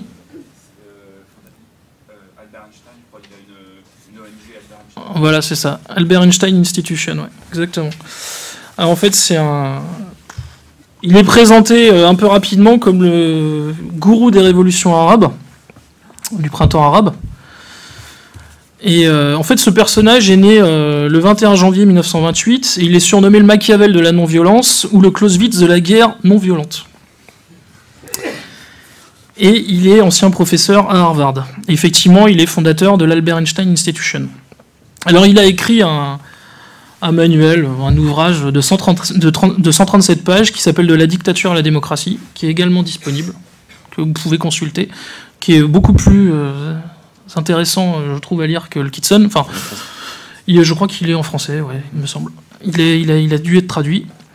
Et il y a 198 méthodes d'action non violente qui sont citées. Je vais vous en donner quelques-unes qui sont assez amusantes.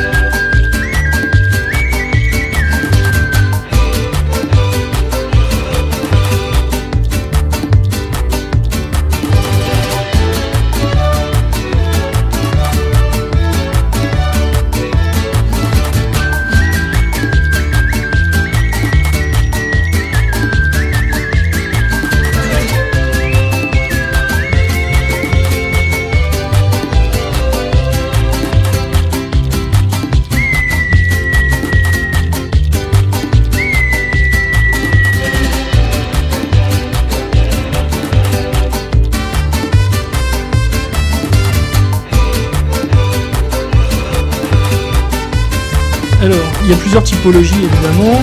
Les méthodes, alors ce qu'il appelle les méthodes de protestation et de persuasion, il y en a 54, parmi lesquelles on notera les prix satiriques, les gestes grossiers, les fausses funérailles ou les visites récurrentes à un fonctionnaire.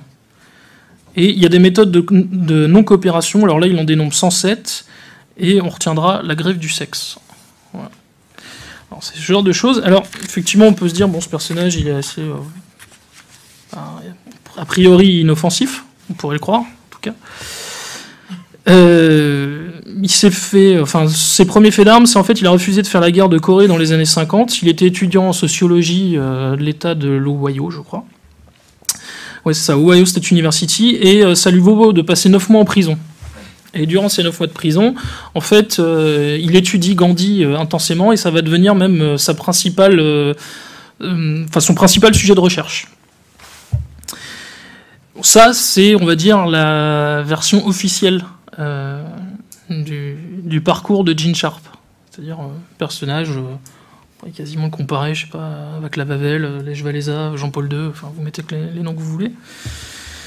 Mais c'est un petit peu plus compliqué que ça, parce que au-delà de la passion qu'il développe pour Gandhi, il travaille également sur un autre personnage qui s'appelle Karl Deutsch, qui n'a pas été mentionné tout à l'heure par Thibaut, mais en fait qui lui aussi s'intéresse à la cybernétique, et il va même s'inspirer des modèles cybernétiques pour théoriser des sciences sociales.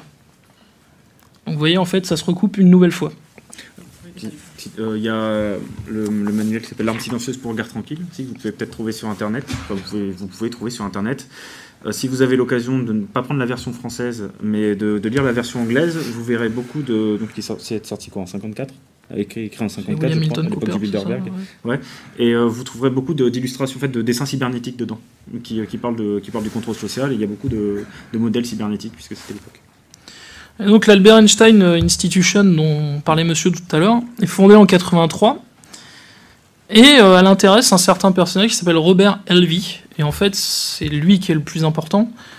Gene Sharp en fait est mis devant les caméras, mais en fait même si on le voit très peu lui-même, aujourd'hui il vit, je crois, dans la banlieue de Boston, à s'occuper de ses orchidées, visiblement accompagné d'une très jolie assistante et jeune. Bon, voilà, il a raison.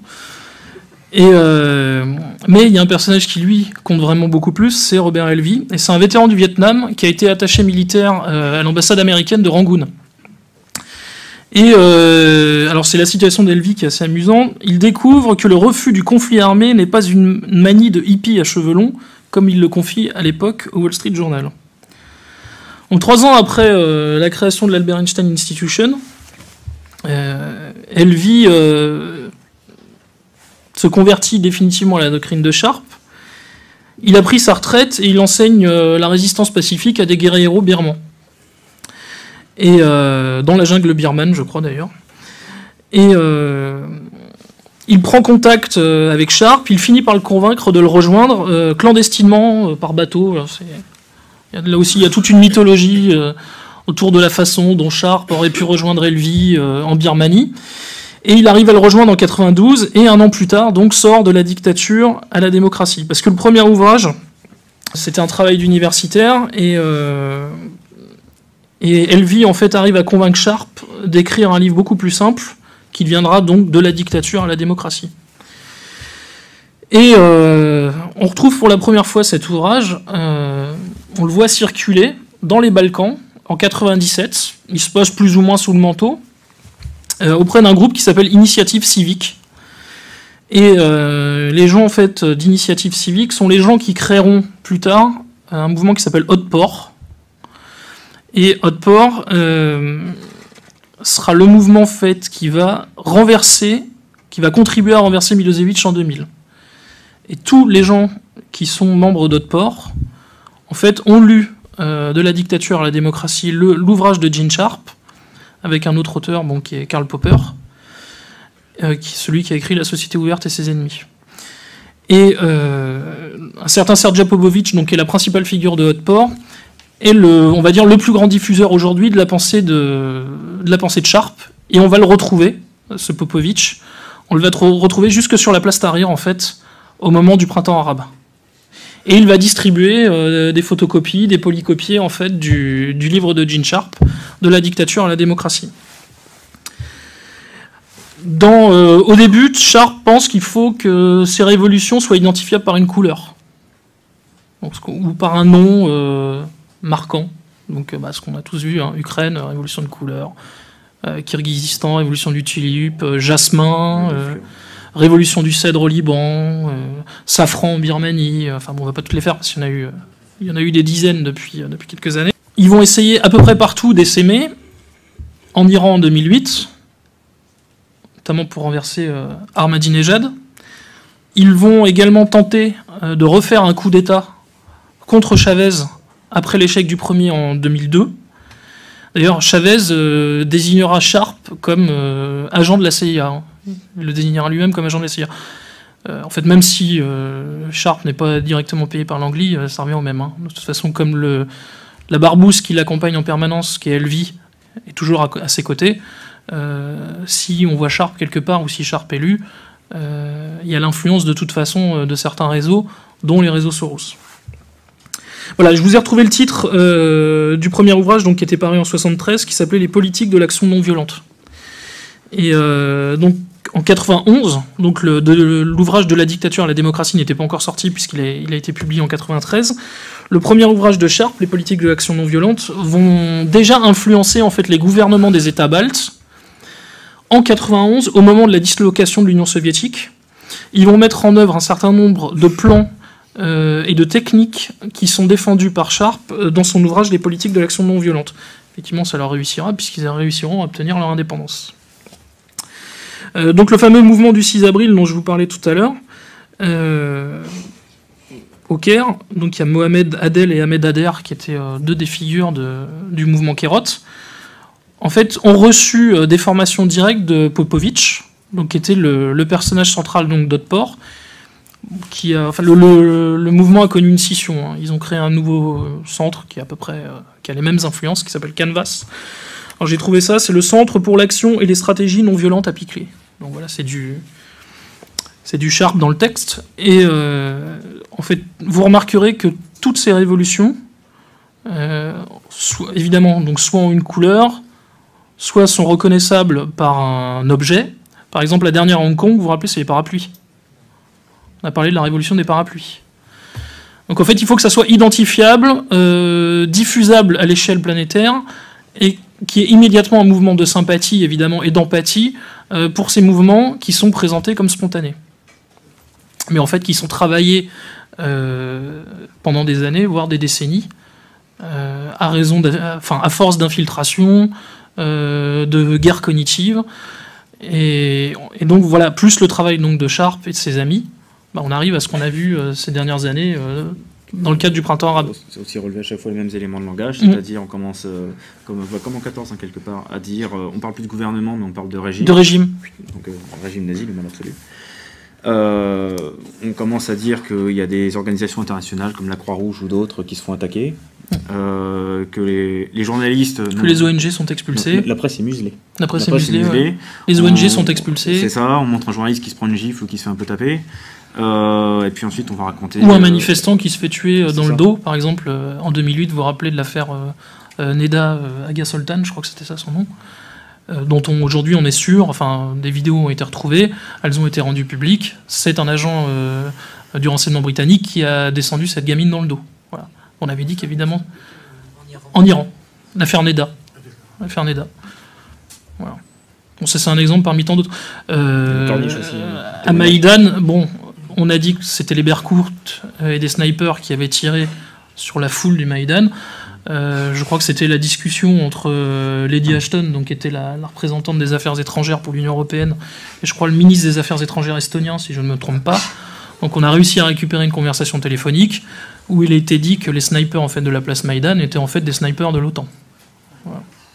Voilà, donc ça c'est pour cet autre personnage donc, qui est Sharp. Et donc qui évidemment lui se défend de toute forme d'interventionnisme. D'ailleurs c'est vrai que lui il est hostile aux interventions armées. Lui veut passer par la guerre culturelle, cognitive, l'infiltration, la subversion finalement au sens propre du terme, au sens littéral du terme. Et évidemment il se présente comme un démocrate, pas un parfait démocrate, mais ce qui est amusant c'est que quand on voit sa vie... il a un chien, par exemple, il l'appelle César. Bon, je sais pas. C'est le genre de petits détails comme ça. Et dès qu'on lui demande des comptes en fait sur les résultats qu'ont donné les révolutions qu'il a encouragées ou qu'il a défendues, là un silence se fait. Et enfin, c'est ce qui est rapporté en fait par un certain nombre de témoins. Il refuse assez souvent d'être interviewé. Hein. Mais il y a un silence gêné qui s'installe dès qu'on lui demande des comptes en fait, sur les résultats réels de ses techniques et de ses tactiques. Pour lui, de toute façon, la démocratie doit advenir, elle doit surgir. Bon, il y a un moment de transition et peu importe les dégâts. Voilà. Alors, un autre personnage, alors je vais faire la même enquête, mais je me doute qu'il n'y aura pas beaucoup plus de succès. Mais c'est Cass Sunstein. Ça dit quelque chose à quelqu'un ? Pas plus. Non, c'est pareil, c'est normal aussi. Alors ce monsieur, lui en fait, il a travaillé pour l'administration Obama. Il est né le 21 septembre 1954 et il a enseigné à l'université de Chicago, à Harvard. La plupart de ces gens ont enseigné à Harvard d'ailleurs. Et c'est ce que ne vous a pas dit tout à l'heure Thibaut, je crois. C'est que la clinique de psychologie d'Harvard a été montée une création de Tavistock, quoi. C'est une création de Tavistock. Donc alors c'est Helvey. Et alors Sunstein donc a travaillé pour l'administration Obama, il est juriste et philosophe. Il a donc travaillé à l'université de Chicago, comme je vous le disais, et à Harvard. Et il a élaboré une théorie avec un certain Richard Thaler qui s'appelle le paternalisme libéral. Alors, je vais vous dire en 2 mots en quoi ça consiste. Le paternalisme libéral conseille aux dirigeants et aux décideurs, aux faiseurs d'opinion, de tenir compte des découvertes de l'économie comportementale appliquée au droit en maintenant la liberté de choix, tout en orientant les décisions des gens dans une direction qui améliorera leurs conditions de vie. Et en fait, avec ce même Thaler, il va écrire un ouvrage. Alors la fiche Wikipédia, une fois n'est pas coutume, elle est vraiment très bien faite. Un ouvrage qui s'appelle Nudge. Alors c'est la méthode douce pour inspirer la bonne décision. Alors nudge, c'est le coup de pouce. Je ne sais pas si vous avez souvenir d'une campagne de publicité il y a quelques années de la Société Générale, où vous voyez un pouce sursauter. Vous vous souvenez de ça? Bon, bah, je pense que c'est un lien direct, en fait. C'est un lien direct avec le nudge de Sunstein, en fait. Je pense qu'il y a un clin d'œil. Il y a un clin d'œil très probablement.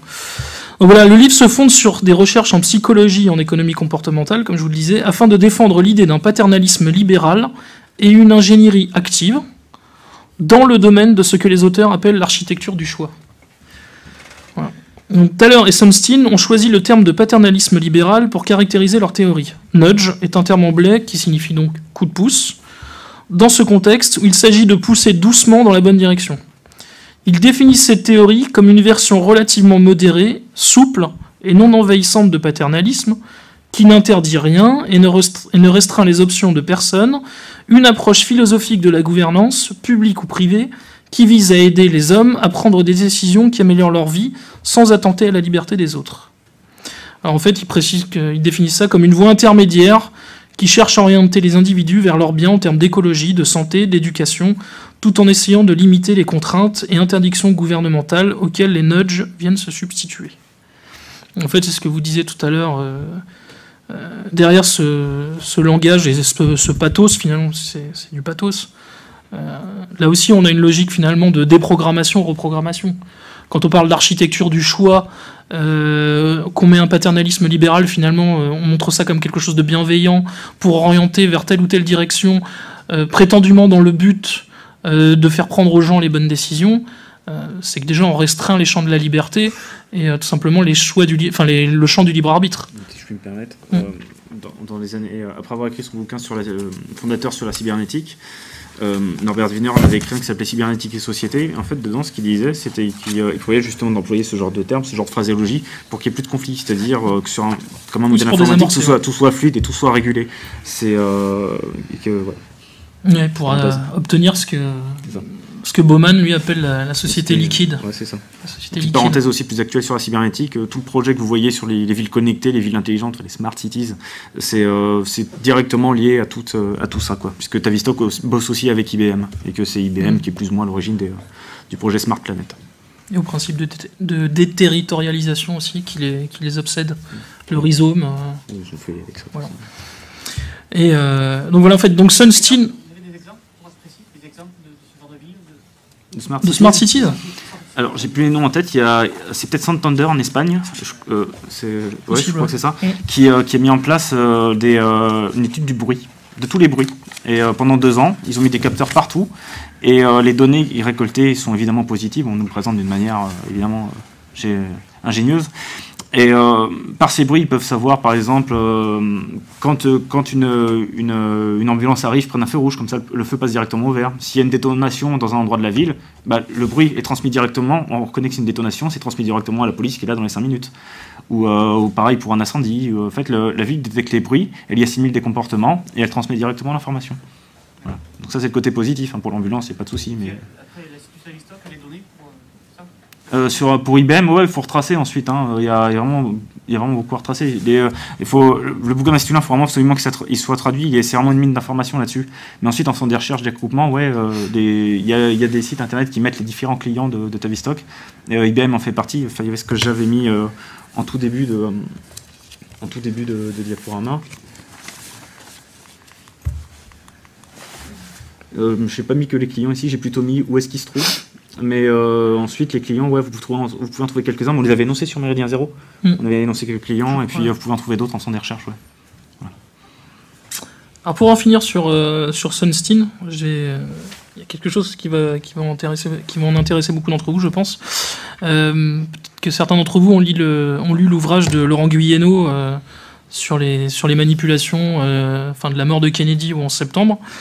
Et Guyeno a expliqué plusieurs fois, quand il a été interviewé devant les caméras de RTV par exemple, quand il se retrouvait dans des mouvements pour la vérité, ce qu'on appelle les Truth Movement aux États-Unis, autour du 11 septembre, très, très souvent, quand il allait vers un certain nombre de pistes, on lui faisait comprendre qu'il n'était pas nécessaire d'y aller, quoi. On lui disait, on va rester dans ce cadre de recherche et on ne va pas Enfin, c'était même pas le protocole de recherche d'ailleurs qui était dénoncé ou pas, hein, ou les modalités pratiques, ou simplement la validité de ce qu'il avait pu trouver. On lui disait tout simplement que c'était nul et non avenu. Alors peut-être qu'il aura une réponse à sa question parce qu'il se demandait à quoi c'était dû.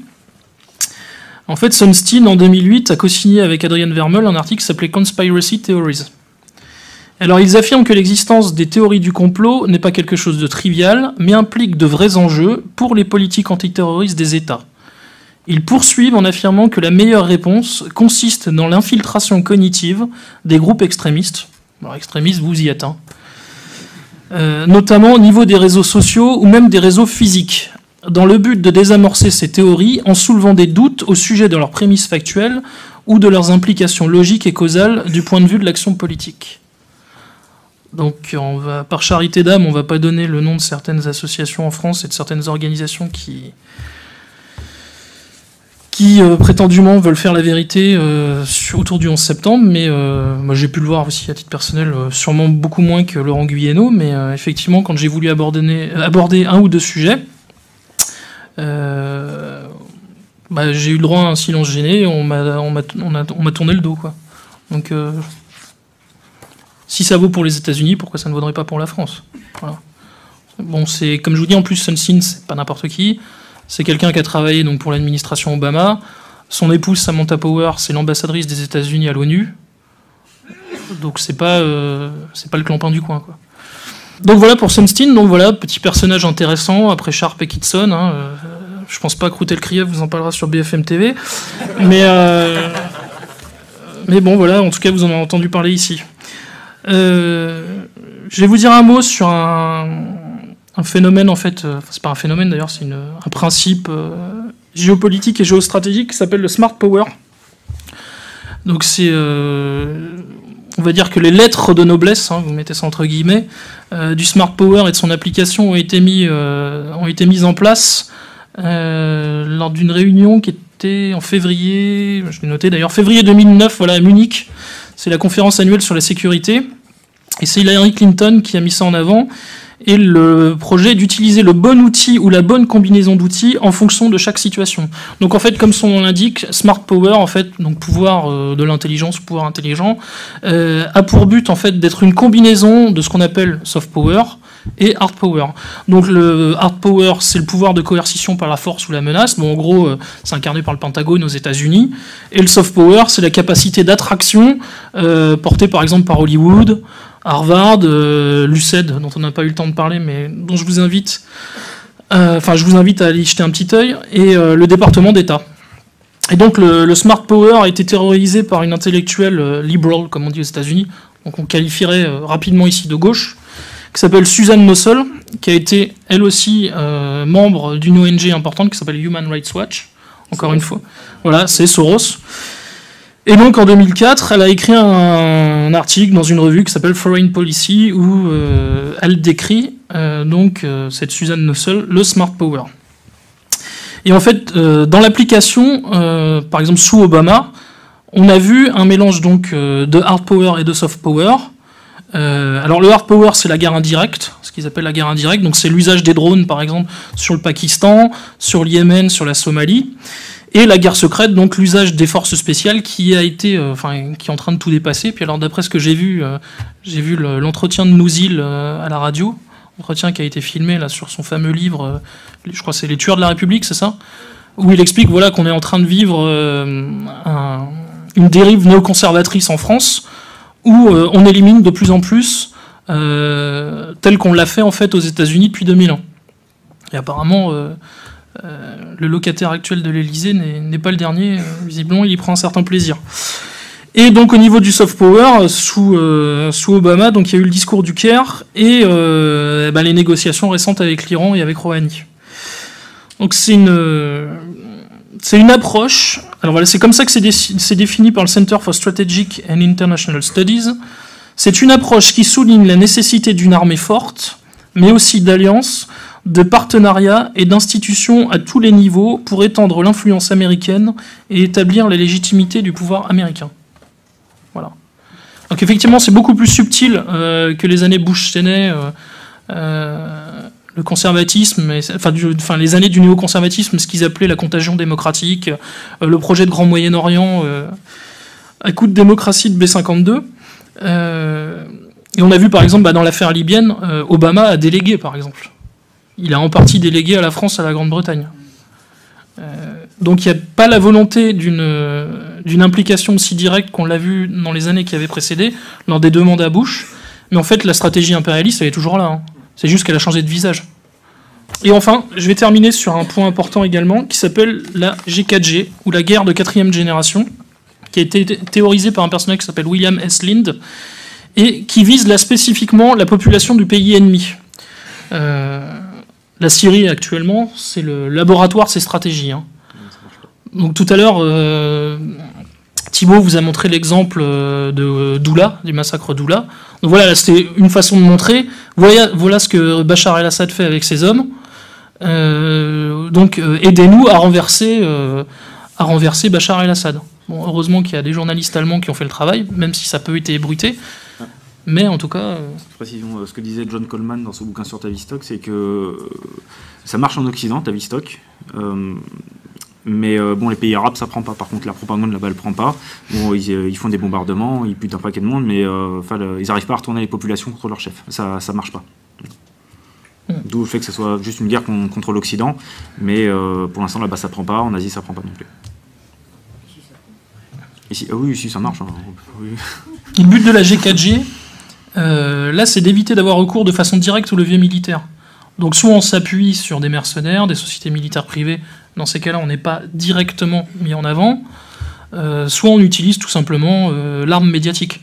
Par exemple au moment à Tripoli, les pétromonarchies du Golfe, je crois que c'était le Qatar qui était en tête, il me semble même que c'était Al Jazeera, qui avait mis les fausses images de la chute de Tripoli, plusieurs heures avant que les gens entrent sur la place verte. Et en fait, ils ont fait la même chose à Mossoul, quand l'État islamique est entré dans Mossoul. Enfin, l'État islamique n'est entré dans Mossoul que 6 heures plus tard. Donc en fait, il y a une partie de la population déjà croyant que Daesh avait pénétré, qui s'est enfuie. Donc en fait, voilà, ça vise aussi à démoraliser la population ou à la renverser en sa faveur dans ce qu'ils appellent les regime change, changement de régime. Voilà. J'en ai terminé. Merci.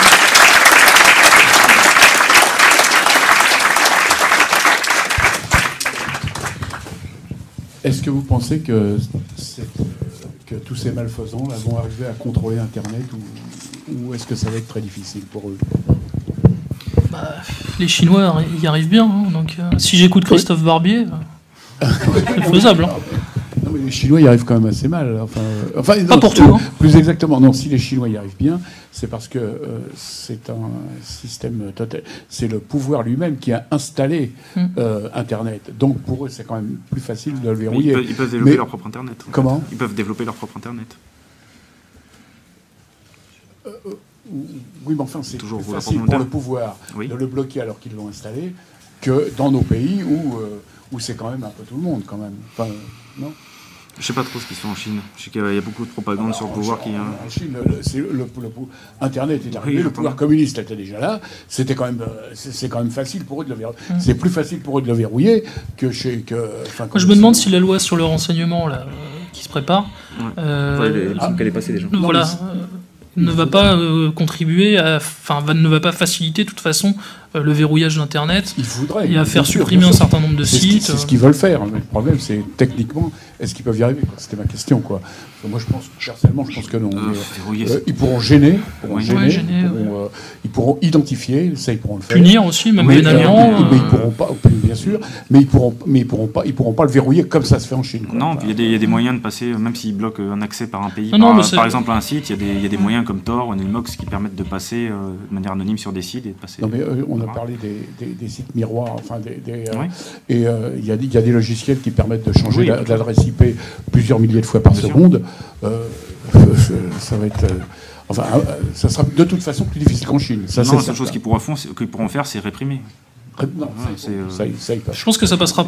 Identifier. Il y aura toujours un habillage démocratique, bien sûr, vous mettez les guillemets, un habillage légal en tout cas, qui visera à se draper derrière l'état de droit, mais le résultat sera le même. Les sites seront interdits, ou l'hébergeur sera condamné, ou le directeur de publication.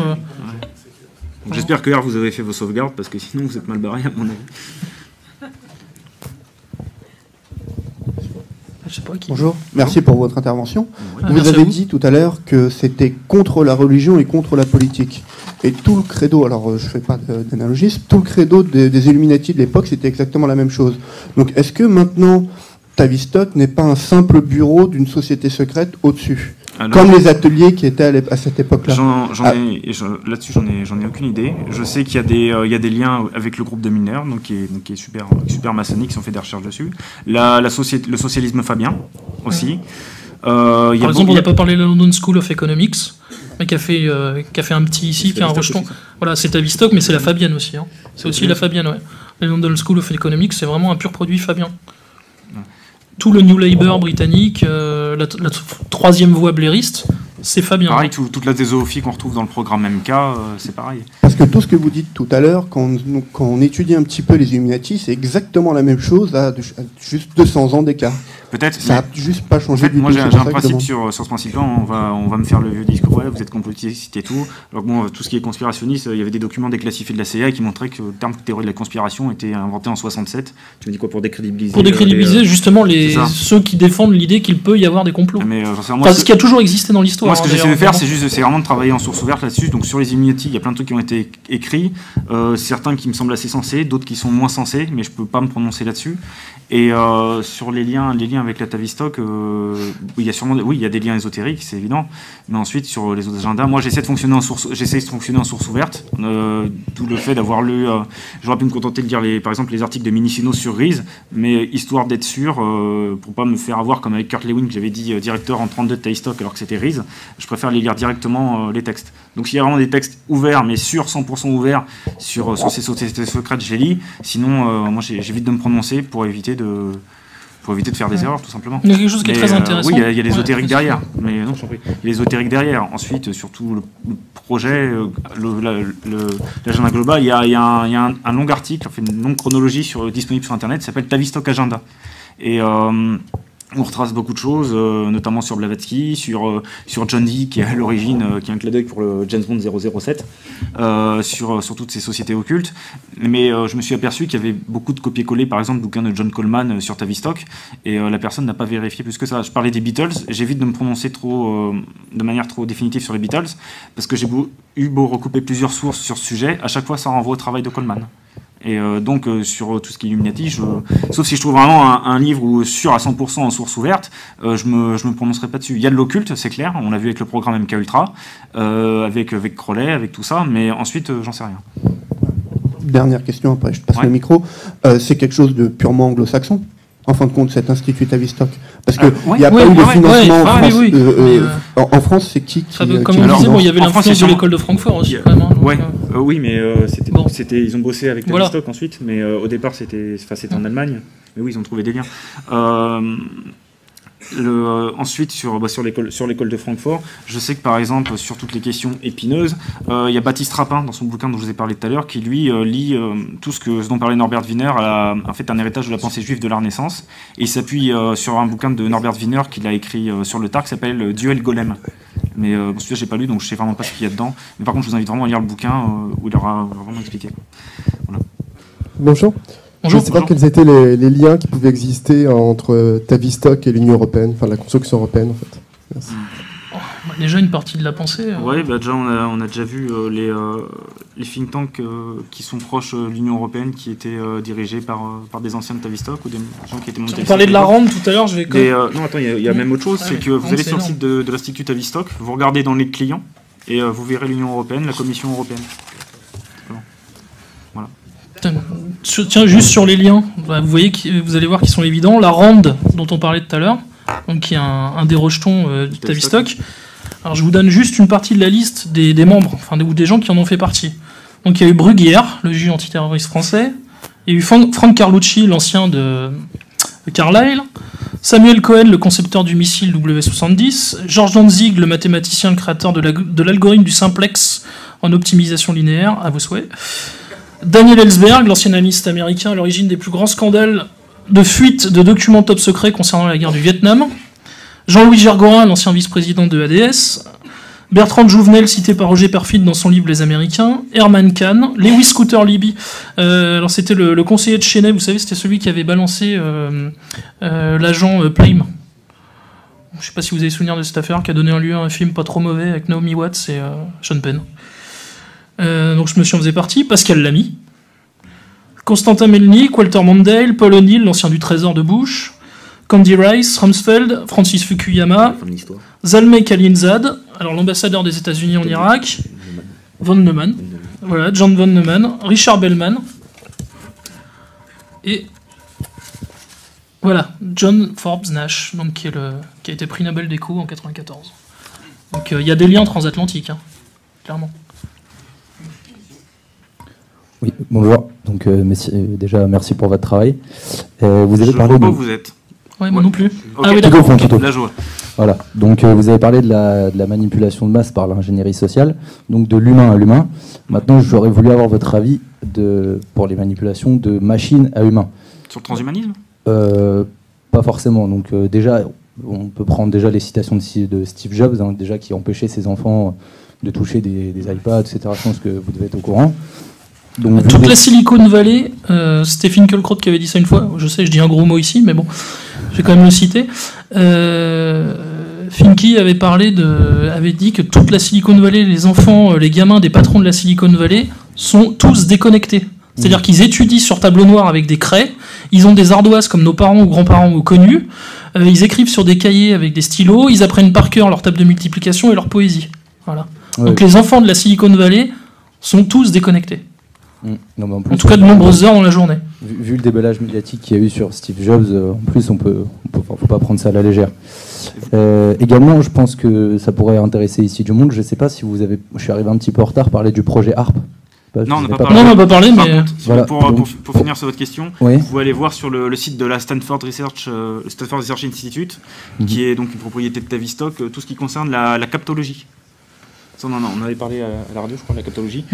Alors CAPT, c'est pour Computers as Persuasive Technology. Utiliser les ordinateurs, les jeux vidéo pour, vous pouvez lire ici en fait pour persuader les gens, pour faire de l'influence, évidemment pour le bien de l'humanité. Hein. Il y avait un jeu vidéo anti-révolutionnaire il n'y a pas longtemps Les jeux vidéo, pardon. Un jeu vidéo anti-révolutionnaire par rapport à la Révolution française qui est sorti il y a quelque temps et qui était contesté par Joseph Mélenchon.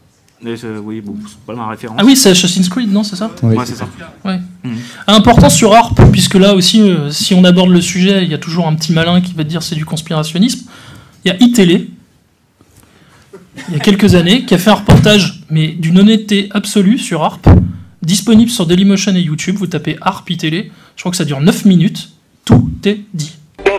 Ce qui est apparu à la lecture de ces brevets concernait des recherches pour manipuler le climat, des manipulations climatiques, voire même des manipulations de l'environnement de manière très particulière, tout ça pour des applications militaires. Manipuler le climat, cela paraît impensable. Mais être capable d'envoyer un cyclone ou une sécheresse chez ses ennemis, cela ressemble à l'arme absolue. Les Américains essaient-ils vraiment de contrôler les phénomènes climatiques? S'il y en a qui ne savent pas ce que c'est, en fait, c'est un programme qui a été développé par les États-Unis, en fait, par la Navy, et qui, en fait, il y a, je ne sais plus combien de milliers de millions de dollars, en fait, qui ont été dépensés là-dedans, donc pour soi-disant des projets militaires, en milliards, pardon. Ouais. Et en fait, c'est une grande base en Alaska, donc là, je crois que j'ai noté rapidement. Gakonak, je crois. Voilà, c'est la Gakonak. Ouais. Et donc, en fait, il y a 180 antennes sur 30 hectares. Et avec un des ordinateurs les plus puissants du monde qui contrôle ça, en fait, et en fait, c'est censé balancer des ondes dans la stratosphère. Dans la stratosphère. Voilà, c'est ça. C'est inspiré des travaux de Tesla. Donc il y en a, voilà, c'est inspiré des travaux de Tesla. Il y en a qui disent que ça peut contrôler le climat, mais il y a certains voient ça comme une arme climatologique, pardon. Ouais. Voilà, c'est ça. Mais moi, j'ai étudié ça quand j'étais en première, etc., pour mon TPE, et donc je me suis procuré un livre qui est que en anglais. Non, mais en fait c'est un livre qui n'est pas traduit en fait, et dans lequel ils expliquent très clairement, donc les auteurs du bouquin, je suis désolé, le nom m'échappe et les auteurs aussi. Je crois que le professeur Chosudowski aux États-Unis a travaillé là-dessus. Je sais pas, mais qui apparemment ça pourrait également contrôler les mentalités et l'humeur des gens en fait. Alors voilà. Là-dessus, j'envoie au petit bouquin de Piazza Mandov qui s'appelle L'industrie de la contrainte, Et dedans, il parle de José Delgado, qui... alors lui, je ne sais pas s'il était membre du Tavistock, j'ai pas recherché, mais par contre, il y a ses travaux complets qui sont disponibles. Il me semble que c'est disponible en français. Et qui lui racontait comment il avait fait de la modification comportementale par l'emploi d'ondes radio. Il y a même une vidéo disponible, où on le voit arrêter avec une télécommande un taureau en pleine charge, parce qu'il a fixé des électrodes dessus. Et où il avait réussi à faire de la modification comportementale chez des sujets aussi. De toute façon, il y a déjà eu de la modification du climat qui avait été utilisée pendant la guerre du Vietnam. Même la Russie a déjà... Sura. Ouais, le projet Sura, ouais. Oui, bonjour. Bonjour, madame. Bonjour. Oui. Alors moi, je rebondis sur un livre que je suis en train de lire, que je trouve intéressant, qui est le livre de Naomi Klein, La stratégie du choc. Ouais. Alors ce qui me fait rebondir sur ce bouquin, c'est qu'elle parle d'un médecin qui s'appelle, dans mon souvenir, Ewen Cameron. Ewen Cameron, qui a fait des études au Canada. Ouais. Voilà, des études au Canada qui recoupe tout à fait ce que vous dites, c'est-à-dire on fait page blanche sur quelqu'un. Il fait partie du Tavistock. Il fait partie du Tavistock, ouais, au Canada. Bon, bah alors, voilà, il a fait, je crois qu'il a eu une cinquantaine de cobayes, des gens évidemment qui n'étaient pas au courant. Voilà. Et donc après, elle rebondit sur ce qui s'est passé dans les coups d'État au Chili, en Indonésie, etc., pour en fait raconter qu'ils se sont servis de ces études-là pour imposer des politiques économiques dont personne n'aurait voulu. Ceux de l'école de Chicago, les Chicago Boys. Alors elle ne s'intéresse, et c'est un peu la question que je me pose, que à Milton Friedman et aux Chicago Boys. Ouais. Alors est-ce que tous ces gens-là se connaissent, ils travaillent dans le même sens ? Est-ce que, enfin voilà, la question que je me pose, c'est pourquoi est-ce qu'elle ne met en lumière que ce personnage-là. Voilà. Il y a des déclarations intéressantes. C'était Van Hayek, donc qui a fait partie de la Société du Mont Pèlerin, qui est une des influences de Friedman, qui disait qu'il préférait une dictature à orientation économique libérale à une démocratie sans le libéralisme économique. Donc Friedman, effectivement, enfin le Chili de Pinochet a été le laboratoire des politiques néolibérales, en fait, qui vont être adaptées après, à partir de Reagan et de Thatcher dans les années 80, pour l'ensemble de l'Occident. Mais le laboratoire a été le Chili de Pinochet. Oui, parce qu'en fait, la réflexion que je me faisais pour finir, c'est qu'en lisant ce bouquin, je trouve très éclairant sur ce qui se passe aujourd'hui, c'est-à-dire qu'on a l'impression que c'est la même recette appliquée partout, mais avec une sauce qui n'a pas tout à fait le même goût, avec plus ou moins de violence et plus ou moins de subtilité ou de perversion. Mais voilà. Bon, c'est tout. Bonjour. Bonjour.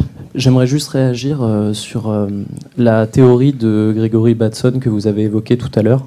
Oui. À savoir de faire passer pour une... Déjà, je voudrais savoir si j'ai bien compris. Faire passer une vérité, comme pour une vérité générale, le fait que les gens n'ont pas... Enfin, que l'humain doit avoir un rapport à la réalité individualiste, alors que l'inverse serait de l'intolérance. C'est pas Bateson, c'est Václavic qui est un de ses successeurs. Pardon. C'est dans le bouquin de l'invention de la réalité, où il y a plusieurs auteurs, et c'est Václavic. Mais vu que j'ai pas égrené tous les noms, j'ai mentionné comme ça. D'accord, donc je voulais savoir déjà si j'ai bien compris.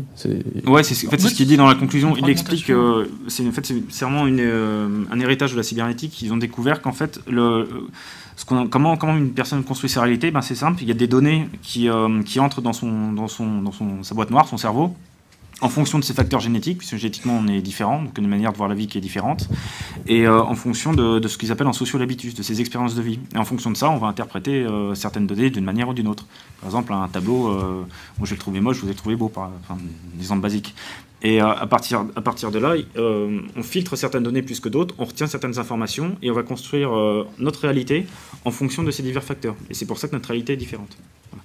D'accord. Et je voulais juste indiquer en fait en passant que le fait de considérer comme intolérant le fait qu'une réalité puisse être universelle, c'est précisément en fait une des premières choses qu'on enseigne à l'école républicaine en première, en philo.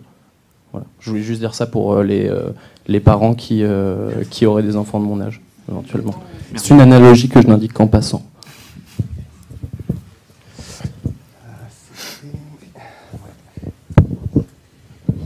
Merci, bonjour. Bonjour. J'ai juste moi en fait pour revenir en fait aux révolutions colorées. En fait, il y a aussi la Freedom House qui est présidée par James Huxley, l'ancien directeur de la CIA sous les années Clinton. Et en fait, il y a aussi l'International Republican Institute de John McCain, et il y a le même en fait pour les démocrates, mais avec Madeleine Albright. Et apparemment, eux, ils ont joué aussi un rôle. C'est pas le NED, non, je crois. Non, Madeleine Albright, non. C'est NED, c'est le NED, non. Oui, le NED, exactement. Voilà, c'est présidé par Madeleine Albright, en fait, qui a été. United States is good. Oui, exactement. Et en fait, j'ai appris que, par exemple, des ONG comme Médecins sans frontières ont été financés, comme par hasard, Médecins sans frontières à l'époque, emmerder des pays qui étaient insoumis aux États-Unis, comme Cuba notamment, etc. Et en fait, je voulais savoir si ça, c'était des enfants en fait de Tavistock, la Freedom House, l'IRI et le NED là. Alors l'IRI, c'est il me semble que c'est un rejeton de la NED, lui-même rejeton de l'USL, lui-même rejeton de la CIA. L'IRI, ouais, c'est vraiment côté. Ouais, c'est que CIA en fait. Ouais. Oui, mais bon. Les méthodes sont toujours les mêmes. Ouais, c'est ça. Et puis, enfin, on a. C'est des capillarités. À la limite, faut lire Coleman pour voir vraiment le lien entre la CIA et Tavistock. Moi, j'ai juste vu qu'il y avait des formateurs qui avaient été à l'OSS, et l'OSS est devenu ensuite la CIA. Non, parce qu'en fait, si je disais ça, c'est qu'on les retrouve partout en fait. En Tchétchénie, on découvre que c'est la Freedom House qui finance la révolte tchétchène contre Poutine. Ouais, il y avait beaucoup en Tchétchénie, c'était beaucoup le renseignement britannique aussi. Ouais, voilà, je vais faire plus court. En fait, excuse-moi, beaucoup d'opposants officiels et présentés comme tels dans les médias occidentaux à l'époque, au moment de la guerre de Tchétchénie. Beaucoup étaient présents à Londres. Il y a Zakayev, je crois, notamment, qui était. Zakayev, je crois qu'il était à Londres. Comme celui qui a pris le pouvoir, entre guillemets, après Kadhafi, on découvre qu'il a été à la Chatham House, c'est ça c'est le CFR britannique. Oui, je sais plus, il s'appelle Mustapha. En gros. C'est eux qui sont un peu derrière la création de la clinique Tavistock en 1920, le RIA. Pareil, le parti entre guillemets Ennahda en fait en Tunisie, il a perdu les élections, mais quand il a été mis en place après la révolution colorée, on découvre qu'en 2011 en fait Monsef Marzouki, le président, et le premier ministre Rached Ranouchi, ils ont eu le prix 2011 Chatham House. Chatham House, c'est le CFR britannique. D'accord. Donc en fait en gros c'est vrai, c'est archi officiel, faut le taper. Ah non, mais je vous crois sans problème. C'est prix Chatham House 2011 et on voit le président tunisien et le premier ministre qui le reçoivent avec le smile. Et pour votre c'est comme le prix Charlemagne pour Kissinger. Voilà. Et pour votre question, le fait qu'il soit partout, il y a une citation que j'ai lue de John Collingrees, mais j'en ai pas parlé parce que vu que j'ai pas lu le bouquin dont c'est tiré, je sais pas si elle est vraie. C'est sur un bouquin qui s'appelle Reflections, donc à la fin de sa vie, où il disait nous ne sommes pas nombreux, mais nous sommes bien placés. Ouais.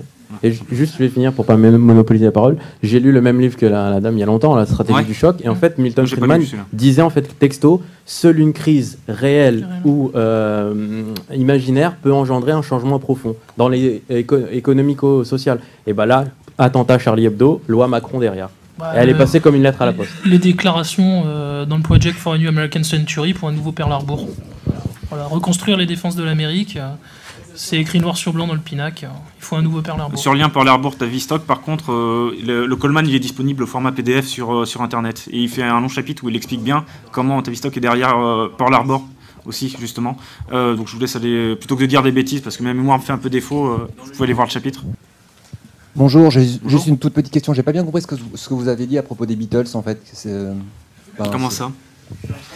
C'était quoi? On est fan aussi, hein, c'est pas un problème. Ouais, non, moi je trouve que c'est pourri, je suis pas fan du tout. Ah non. Ouais, il n'y a pas de souci. Il n'y a que lui que ça. En fait, c'est Coleman a avancé la thèse que les Beatles auraient été une création de l'Institut Tavistock pour aliéner les jeunes, comme l'ont fait d'autres groupes de la période psychédélique. Et bon, il met quelques développements dessus dans son bouquin, notamment Theodor Adorno qui aurait composé la musique, parce que les mecs ne savaient pas composer, j'espère que je blasphème pas. Que ce groupe de Liverpool serait venu ensuite, je sais pas si c'est à la Stanford ou un des autres centres qui était dirigé par Tavistock. Et à partir de là, il se serait fait conditionner. Et j'ai pas de preuves là-dessus. Il y a juste quand il chante Sgt Pepper, en effet, il commence en disant il y a 20 ans aujourd'hui, Sgt Pepper a appris au groupe à jouer. Et 20 ans avant, c'était la mort d'Aleister Crowley. Et sur les personnes présentes sur la pochette, quand vous regardez le carnet, il y a beaucoup de membres de la Société Fabienne et il y a beaucoup d'ésotérisme. Ouais. Ensuite, tous les. Il devait y avoir Hitler aussi. Ouais, mais en fin de compte, il a été retiré. Ouais. Non, t'es connerie. Bonsoir messieurs, merci pour cette conférence qui était très intéressante. Dans le bouquin de Propaganda, il y a la mention d'un personnage, un de ses collaborateurs qui s'appelait Ivy Lee, qui a travaillé avec lui pour la commission Krill. Apparemment, j'ai découvert derrière que cette Ivy Lee aurait aidé les nazis dans leur propagande. et je voulais savoir si vous aviez un peu des données là-dessus. Alors sur lui, j'avais juste eu quelques données dans un livre qui s'appelle Neuroesclave, et qui disait que Ivy Lee, lui, peut être considéré vraiment comme le premier spin doctor, puisqu'il a écrit, je crois en 1905, un bouquin qui s'appelle La Déclaration de principe. Il avait bossé pour Rockefeller aussi à cette époque, il me semble. Mais ensuite, sur l'aide qu'il a apportée aux nazis, j'en ai aucune idée. Je sais qu'il y a une autre personne qui, par contre, dont Bernays a repris pas mal les idées, qui s'appelle Willy Munzenberg, qui lui était, il me semble, un communiste. Alors je sais plus si c'était soviétique ou allemand. L'interne international, c'est celui qui organisait toute la propagande. Ouais, c'est ça. Et il n'a pas laissé de bouquin, par contre, mais il a fait beaucoup de travaux et voilà. Mais bon, sur les nazis, Ivy Lee, j'en ai aucune idée. Je sais qu'il a bossé pour Rockefeller, mais le reste, j'ai aucune idée. Ok, merci beaucoup.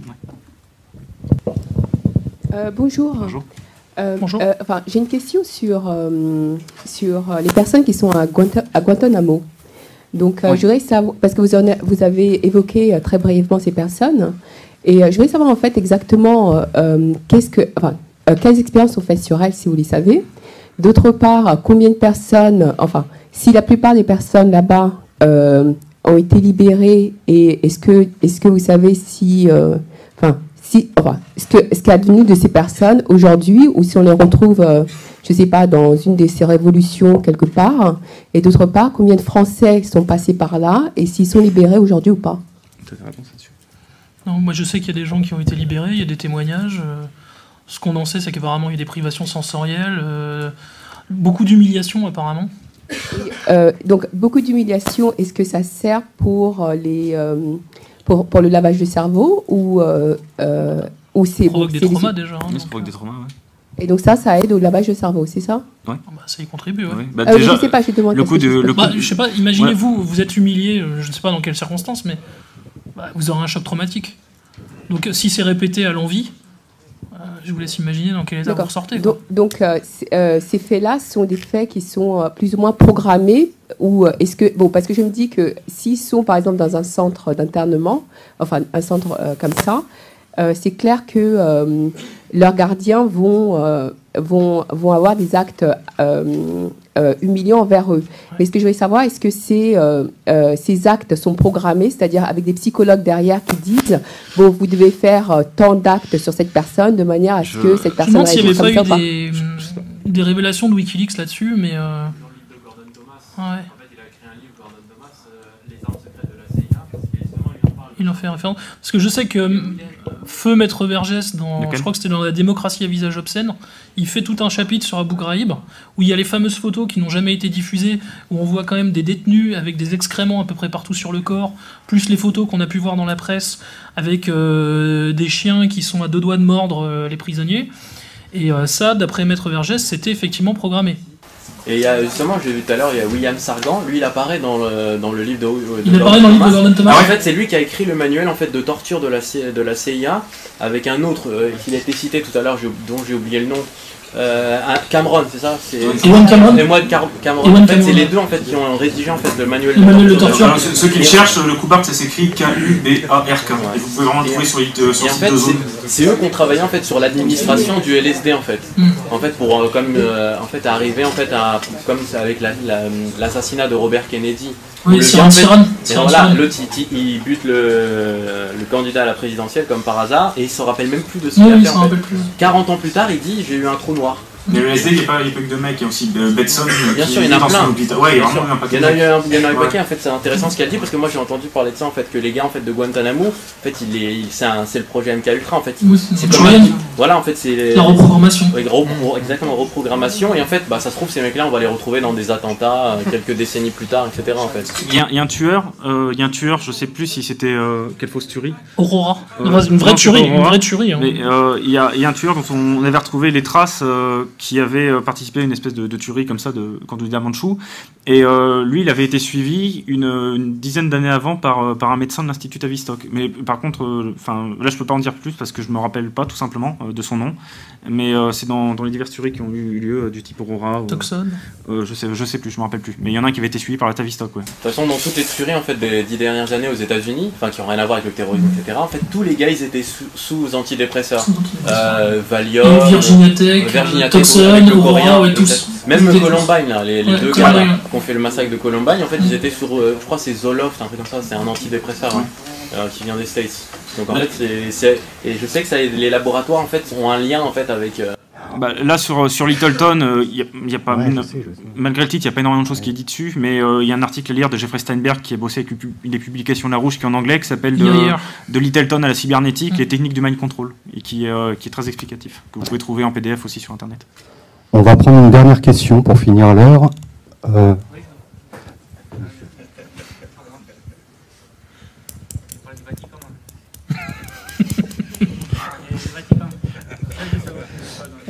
Merci pour ce que vous avez dit. J'ai une question. En fait, dans quelle mesure, vu qu'on va travailler ici sur des sources ouvertes, par exemple les Russes vont faire de la propagande sur Internet pour saper la puissance des États-Unis et pour que les gens soient vénères et vous voyez ce que c'est absolument pas une impossibilité. Et dans quelle mesure vous pensez que c'est le cas et Moi, par exemple, contrairement à beaucoup de gens de R, je crois que la propagande n'est pas venue que dans un sens dans l'affaire ukrainienne. Loin de là. Loin de là.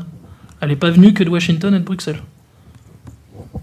Moi, je comprends pas le cyrillique, donc je serais plus réservé. Et je peux pas, il n'y a pas besoin de lire le cyrillique. Parce que croire que...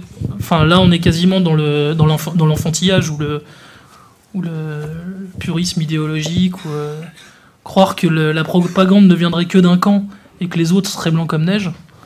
Enfin, ça, c'est totalement immature. C'est de la guerre de l'information. C'est totalement immature. Donc c'est à qui sera le plus convaincant. Donc je suis entièrement d'accord avec vous. Oui, c'est ça. Oui. Pour l'instant, c'est ça en fait. Un camp est plus riche que l'autre. Ouais, mais c'est pas lui qui marche le mieux a priori. Ouais, moins plus. Puis bon, pour ce qui concerne les Russes, quand même, pendant des décennies, on a vu de quoi ils étaient capables en matière de propagande. Ils sont quand même très bons, hein, donc je pense pas que tout s'oublie en 20 ans, quoi.